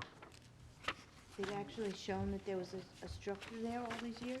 Well, they've got it on aerials. Oh, it was behind the marsh, right? Yeah, Quite go to yeah. the water? Yeah. I remember that Yeah. now, yeah. Yeah. Okay. And it's there. Whatever it was has It's not been a there for a dock. long, It's has not a been there. dock. No, it's like a walkway. it's like a dock that broke free and washed up there. Well, let's not call it a dock, let's call it a walkway. Okay. It doesn't have access to the water for a boat of any It kind. has pilings, right? Yeah, I think it might be just sitting on the, Really? just sitting yeah. there. It's just, It's hard to tell. yeah. So you weren't joking that it might be something that just broke off and washed I'm off? serious. So let's just, it's a walkway. I don't know sometimes, Jim. Wood ramp. It's all right. No, I'm not allowed to Wood joke ramp, anymore. Sorry. walkway, Oh. okay. Yeah, me neither. Serious Jim now. I see Is somebody reference to gonna make a walkway in motion here. to I'll have a approve funeral it? then, I guess. All right, I'll have a Somebody that? gonna make a motion to approve it? I'd like to make a motion that we approve it. do I have a second? I'll second it. All in favor? Aye. Aye. Okay, approved to go. As long as it's called a walkway. Perella, I think you got a note on that? Perella, I had made an attempt to get, Brian, Greg and I had looked at this about a month ago now, and Greg was gonna make some modifications to the plan and actually expand the core fiber roll thing a little bit and come up with a real plant list and stuff for the revegetation. Great. He called me very late today. I couldn't meet with him to go over this. So I think this will be ready for vote next meeting. Jim, can I be part of that? Sure. Yeah, cool. I'd love it. All right, thanks. How's the buffer there now? Is it, Well, situation? you know, this is one of those properties Sorry, I don't- that honestly has been mowed to the water okay, that's, for ages. So Yeah. There was some core fiber logs that were installed several years ago, and I believe they were permitted. And there was some restoration of the shoreline area when it was done. And now what they're looking to do is expand on that a little bit. But we had made some suggestions about adding some woody vegetation, making sort of a real buffer out of it, and they were agreeable. All right, good. But we just need to get something that documents that. Yeah. Okay. All right. Thanks.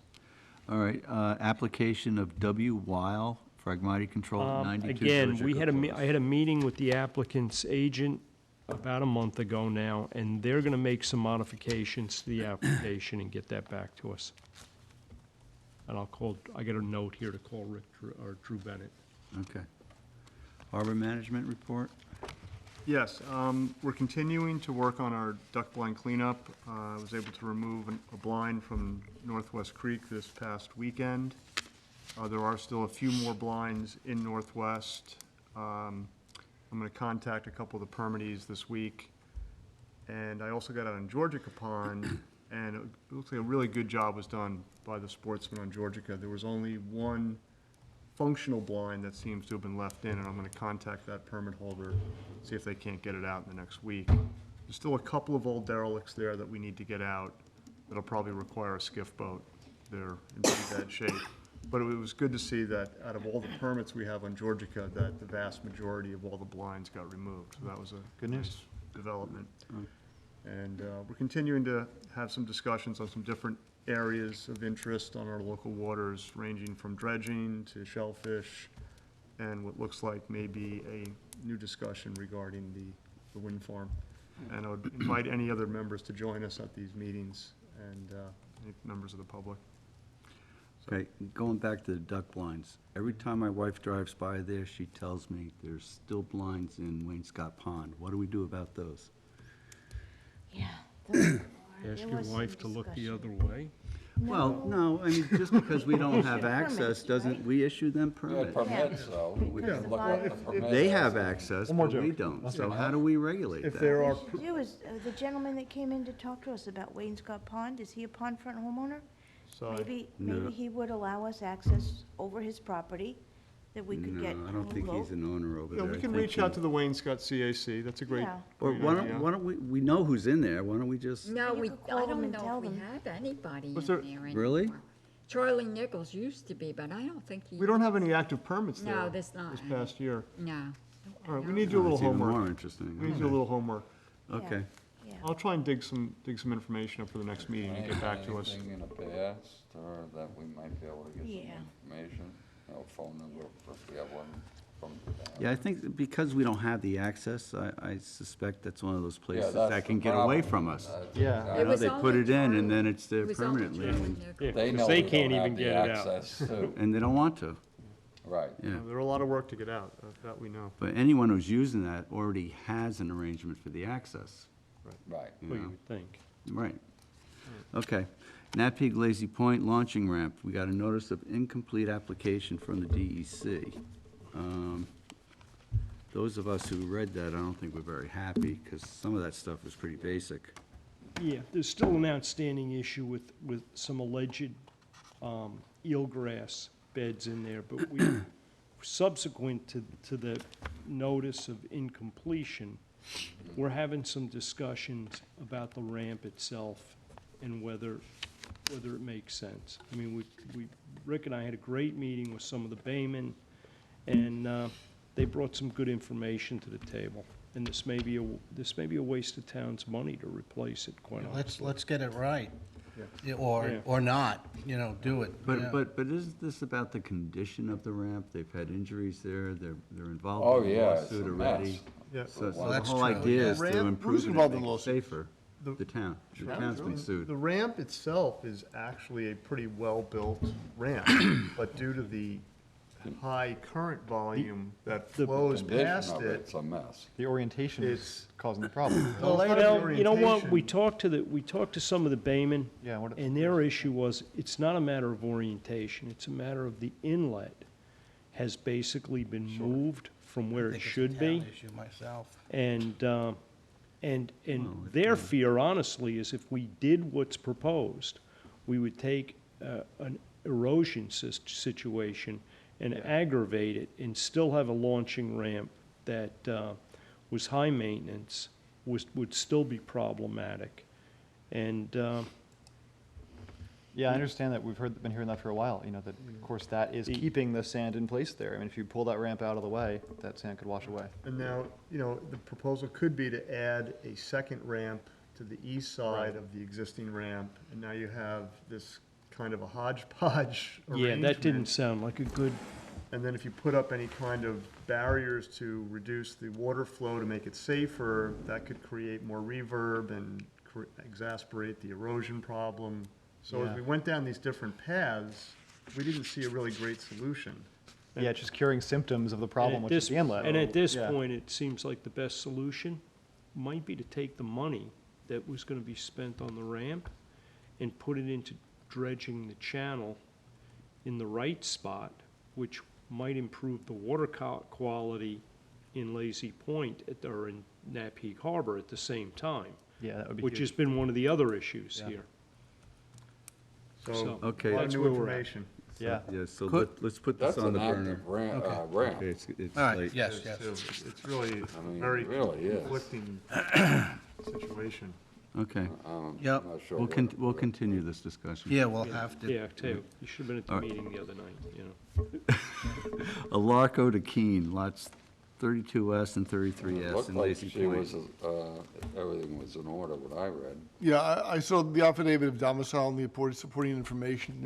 It all appears to look like the lessee is a resident of East Hampton Town. Right? Okay. Oh, can we I don't vote know on what you that? do next, Sure. but it's Go ahead. okay as far as I'm concerned. Please. All right, motion, Someone- Yep. accept it. Right. Yep. I'll second that. All in favor? Aye. Aye. I'm a no.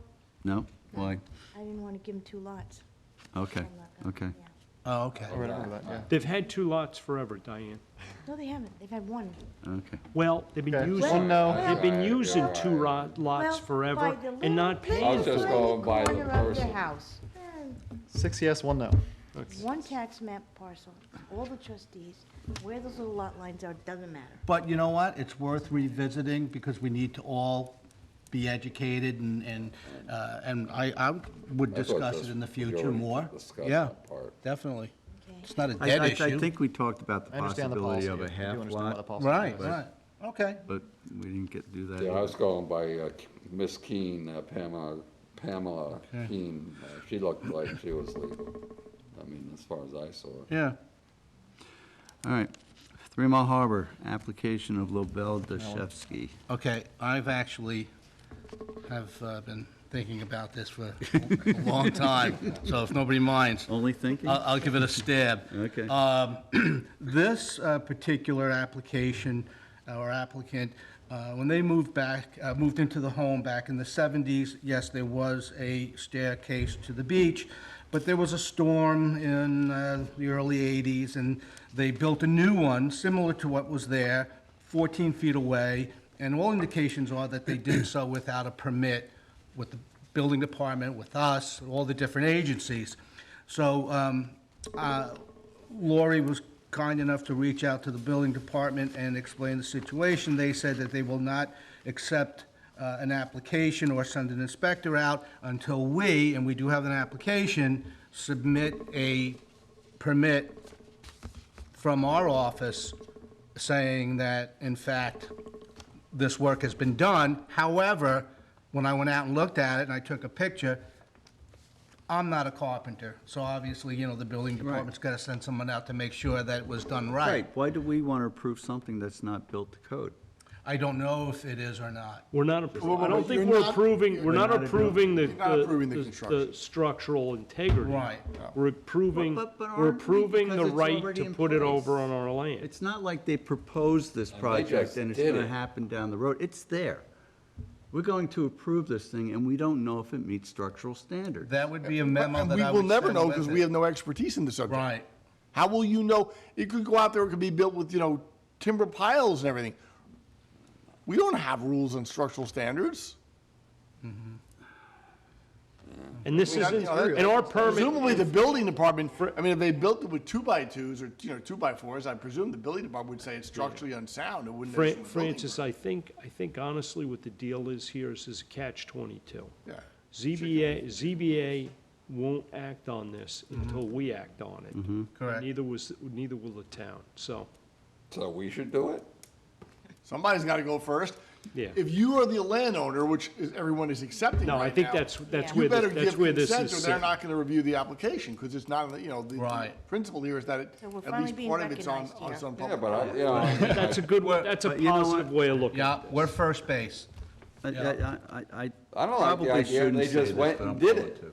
Either do I, This is but somebody who was attorney in East Hampton for a very long time, and they knew better than to build this thing without a permit. Now. And now we're in this place. But Francis, that said, how do these permits, is this like a we don't collect an annual fee on these But walkways, it was built do without they? a building permit. We It tried had to nothing. initiate staircases to get them on an annual basis, so Let me that just we know say- where they are. I actually did look at the documentation on this, and I went online to look at aerial photographs, because they alleged it was there before, and there's a 1984 aerial photograph that matches the survey, so it was there in 84. And in 1984, I don't think too many people around this town were getting even building permits, and you didn't have an NRSP requirement They weren't. for a stairway, so it wasn't. What I care about here is that We weren't looking at it meets the, staircases that it in meets the 84. conditions of what would have been if they had applied for a permit. But That it's this not work- treated wood, that it's, those yeah, kind of but this work was done in 85. In 1985, they built this new stairway. You were So looking back at in the- 85, We were You here. would have needed an NRSP in 85. yeah, permits were obviously Well, needed. the trustees didn't give permits back in 1985 for a walkway. Right, our jurisdiction wasn't recognized. No, but the town did, I'm sure, so anyway. Okay, Okay, so. so what do we wanna do? So, look, do we want to go first?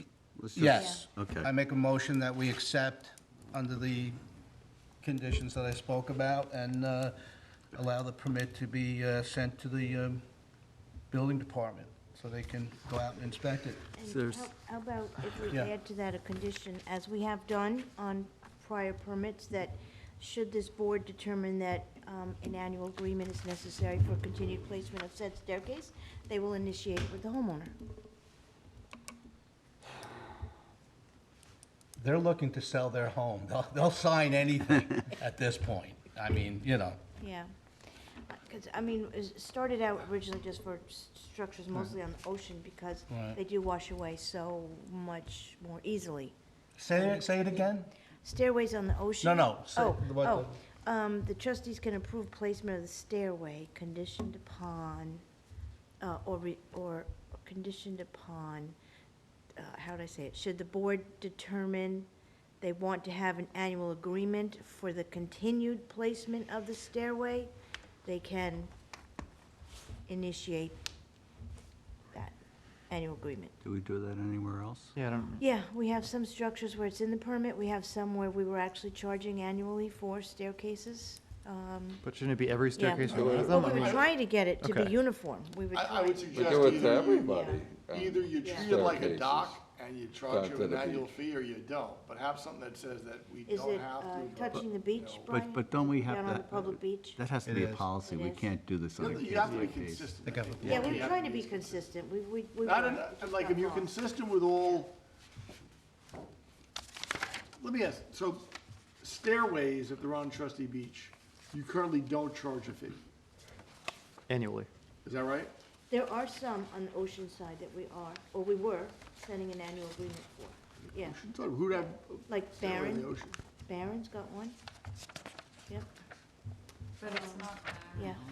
But how are some people getting away with having a staircase on the same beach and aren't paying an annual fee, but Well, some it are? was when- I mean, that's it just not was- fair if that's the case. It was Am I when they misunderstanding would this? come in, they would come in and they'd say, it washed away in Sandy, it washed away in Irene, whatever. And we'd say, okay, so now, let's get it down, let's get it on the survey, let's get the dimensions, let's recognize it's here. Absolutely. So following the next storm, when you come They got it. back, Right, you say, they yep, got it. here's the stairway. They let's-" moved this one 14 feet, case in point, when they Yeah, rebuilt it. Yeah, and Well- it gives Well, you the I'll opportunity. offer the following, then you can make this. First of all, I think I understand what Diane is saying. if you want to put something that says that the trustees reserve a right, consistent with anyone else in the same situation, meaning people with stairways on beaches, to charge an annual fee for the continued existence, as you do at docks. That's my first comment. My second comment is, the reason why this is gonna be tricky is, with docks, we always know it's on trustee land, because we own all the bottom land. With these stairways and walkways, you just don't, you don't know. And even if they're down the bluff at one point, that's the problem. And if you start charging those things, you may trigger a fight you rather wish you didn't have. And that's why originally the board didn't decide to charge for bulkheads, because you couldn't prove where were they built originally. Right. Were they built on the upland and the waters come up to them, or were they built out in our, staircases, it's gonna be a case by case, and, 20 years from now, they'll finally have something that will show us all our waterways, that will say, look, there's a stairway, that one touches the beach, this is just a we've had people come in and say, I just want a perpendicular ladder, it's not gonna touch the beach, it's just right up against my little revetment or my bulkhead. Have at it, that's yours, it's not touching the beach. I think we need to discuss it more. Okay. I think it's got merit, but I'd like to just send this one through. Okay. I'd like to second it. Yeah. I'd like to ask one more question. Do we have any rules about, if you apply for a permit for this, there's conditions like no treated wood, et cetera. But do we have a blanket rule that says you can't use treated wood on a trustee beach? Or is it just by permit? Typically, ZBA is gonna put those conditions, Yeah. put those in the determination. Because in a case like that, somebody could get away with this, and there was no application and no permit to begin with, so it's like, oh, well, we didn't, they didn't have to follow any permit conditions. But if we had a blanket rule that just said that, we know in this cover all case. cases. We know in this case. Condition in our permit. That is what? We know what? We know in this case, they are before the zoning board. Okay. And the danger you run there is you might have inconsistent conditions.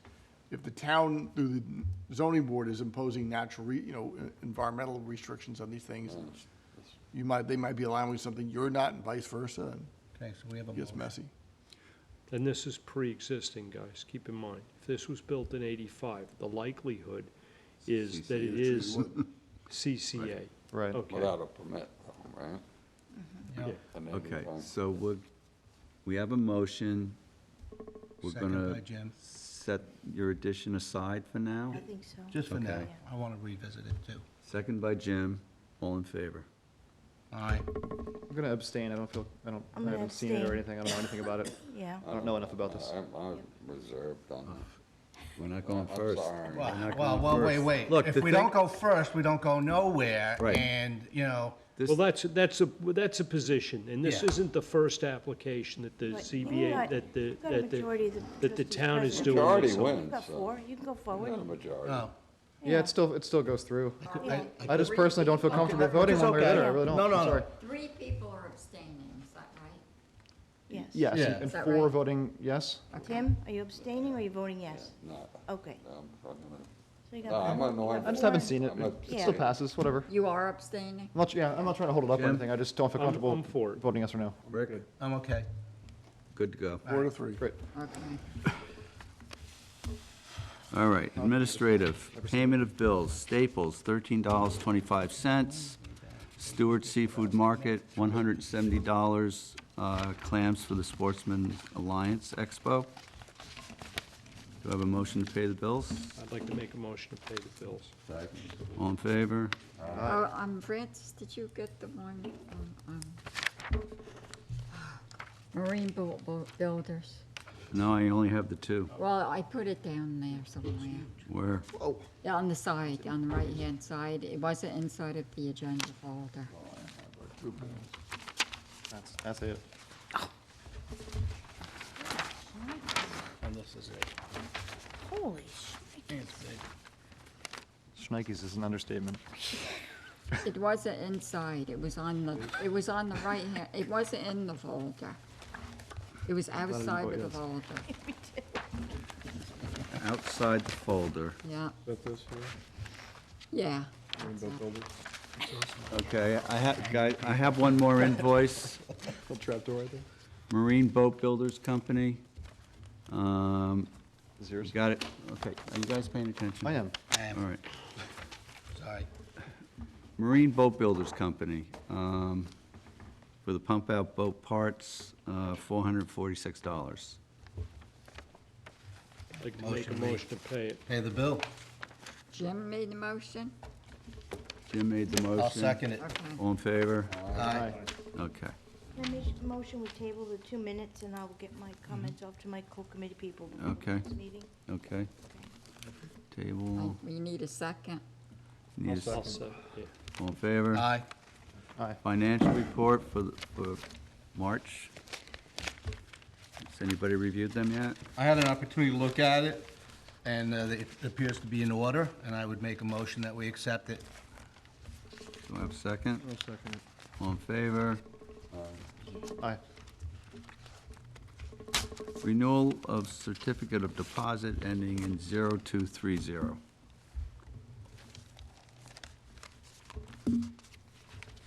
Is this the Rison Fund one?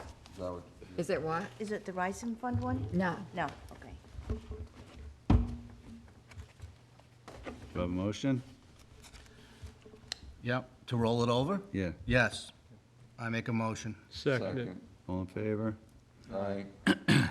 Okay, and there was a notice from Suffolk County National Bank that they're becoming People's United Bank. Okay. Okay. Report of the clerk. Can I say something first? Yeah. This weekend, in Sag Harbor on the 29th, on Saturday, there's a March for Awareness for Climate Change. Noon, if people want to meet in Sag Harbor, and march to get more awareness in government about climate change. There's a march in the city too, but if you don't feel like going to the city, you can make a local stand and come to Sag Harbor. When is it, Tyler? Sag Harbor, Saturday, the 29th, this coming Saturday at noon. That's it. Okay, thank you. All right, we'll start with the sad news that we got a letter of resignation from Pat Manser. Okay. Do you want to read the letter? Should I read it? I'd read the letter into the Yeah. minutes and then. Okay, April 17th, 2017.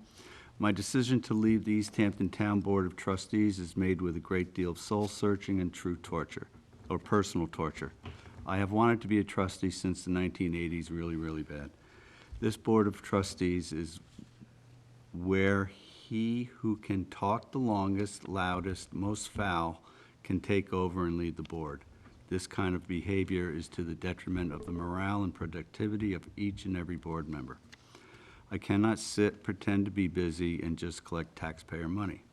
I have been on excellent boards for the town of East Hampton government and have been able to be very, very productive for 22 years.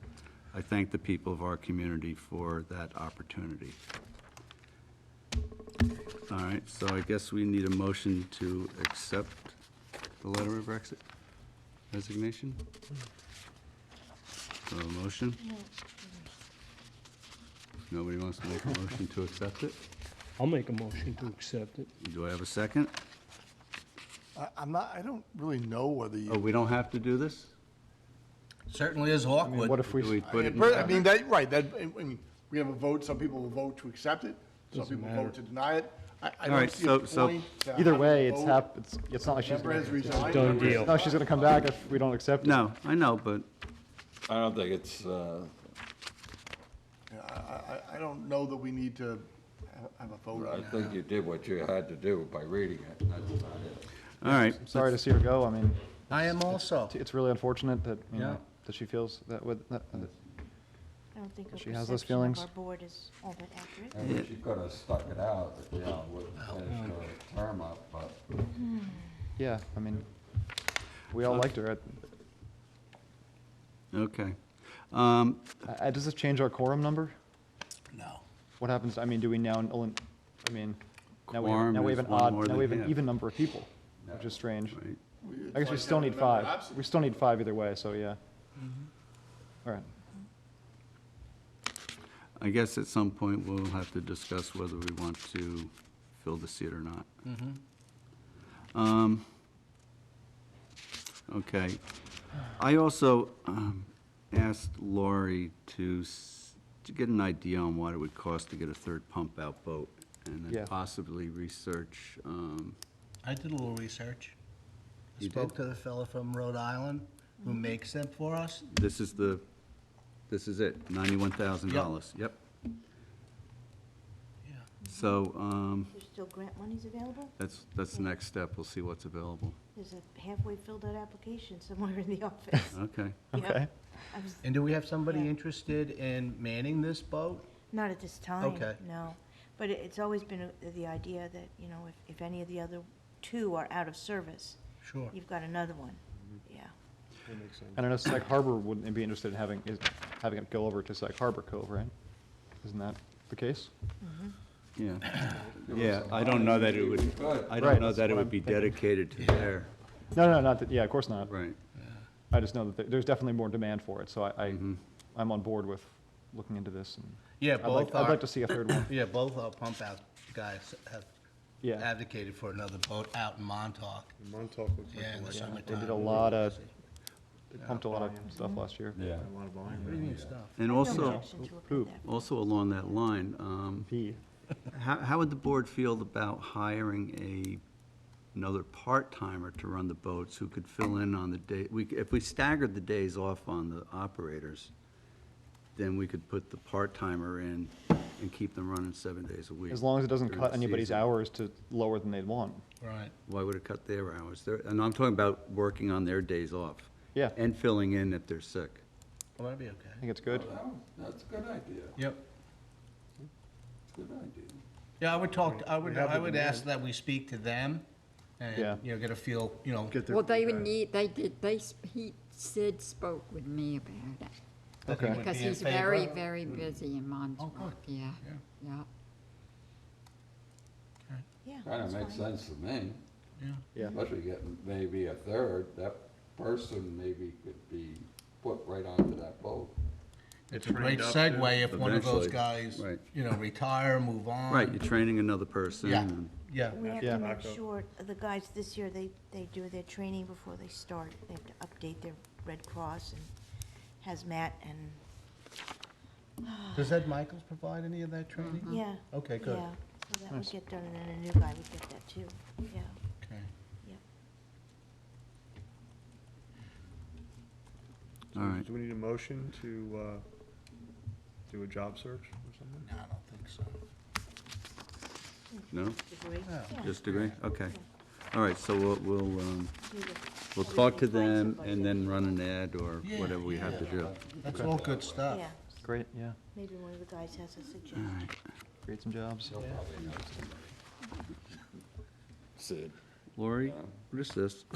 It's Diane. Oh, yes. Oh.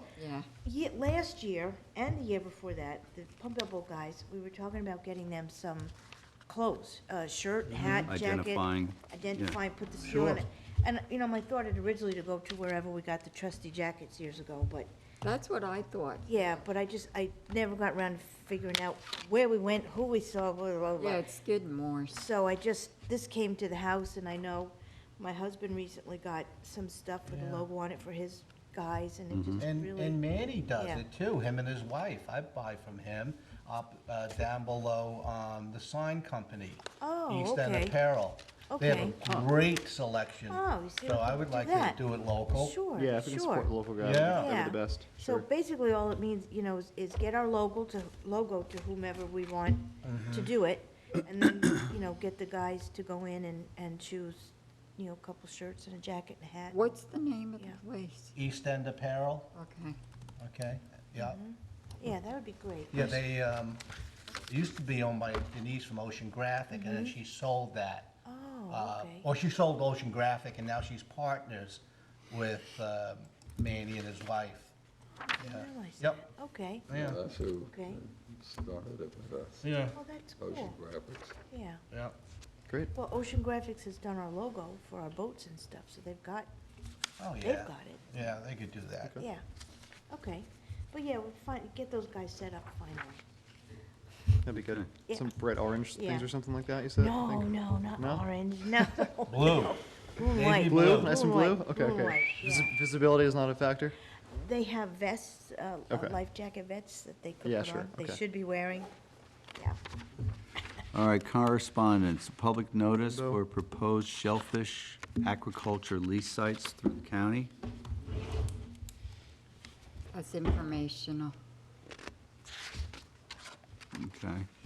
Peconic Estuary Program, Natural Resources Subcommittee meeting.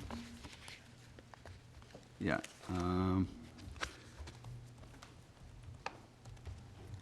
Friday, May 12th, from 10 to 1 at the Suffolk County Community College Culinary Arts and Hospitality Center, if anyone is so inclined. We have an invitation to the 2017 Groundwater Symposium to be held at South Huntington Public Library on May 5th from 9 a.m. to 1 p.m. Protect Your Aquifer Day. Sounds great. I saw the email. Yeah, it's a little far, but it sounds very interesting. Mm-hmm. There is another event that's happening on this Thursday that Peconic Estuary Program is putting on, which is a water testing workshop, water quality testing. Mhm. So it's actually a free workshop. It's in Southold. It's at 4:30 p.m. this Thursday, and you can find it online and sign up. But they actually take you out, let you collect water samples and show you how to test for different parameters like nitrogen, dissolved oxygen, salinity, and temperature. So it's free. Anybody can come and learn to do water quality testing. And if I could interject, I have one more invitation here. It was sent to me by Dr. Forsberg, former trustee. Oh. This Oh, is nice. her first annual Science Research Symposium at the Hampton-based high school. Cool. I'll pass that around. She had invited the trustees of East Hampton and Southampton last year and this year. She'd sent an invitation to the assemblymen and just local, dignitaries and whatnot. It's a really fun evening, and so. What is she speaking on? She's actually the instructor for her students, her junior and senior high school students. They each have a topic that they've spent like 3 or 4 years researching. And then they will give a presentation, and I think last year when I heard them, they had also been up to Stony Brook or to Washington DC to give their presentation on their science project. And they each choose a separate topic, and it's really, I noticed one of the ninth graders coming up, there's a further email with that, is studying the effects of the meat allergies people are getting from the Lone Star tick. Yeah, that's a good thing to study. So it's cool. It's a very cool little thing. Okay. And that's this Thursday. Thursday, in the high school in Hampton Bays, it starts at 6. Okay, great. So there's a web there. If anybody wants to go, they can RSVP. Okay. And the last thing we have is the court decision on Zweig. Have you had a chance to look at that, Rick? I didn't actually read well, I guess I did read it. There was a motion for summary judgment that was made by Zweig. Mm-hmm. The court denied that, basically, not to our surprise, finding that there were, at best, issues of triable fact to be decided. In fact, it seems, if anything, that the court would probably decide those issues in our favor. They have the choice to either appeal, or they can, ask for a trial date. The other side. So it was a good victory for us. Yeah. It does appear that the court right now believes that, in fact, the southern boundary of the Zweig property would be the beach grass line. Remember, they were contending that they owned all the way to mean high water, notwithstanding that all the neighboring properties on either side, pursuant to these 1902 deeds and agreements with the trustees, only go to the beach grass line. Yeah. That's great news. So far, so good. So what's the next step with that one? The ball's in their court. We don't have to do anything right now. They either have to take an appeal or move to go to a conference with the judge about setting up a trial. All right. All right. I'll make a motion to close the meeting. Second. All in favor? Aye. Thank you, everybody. Yeah.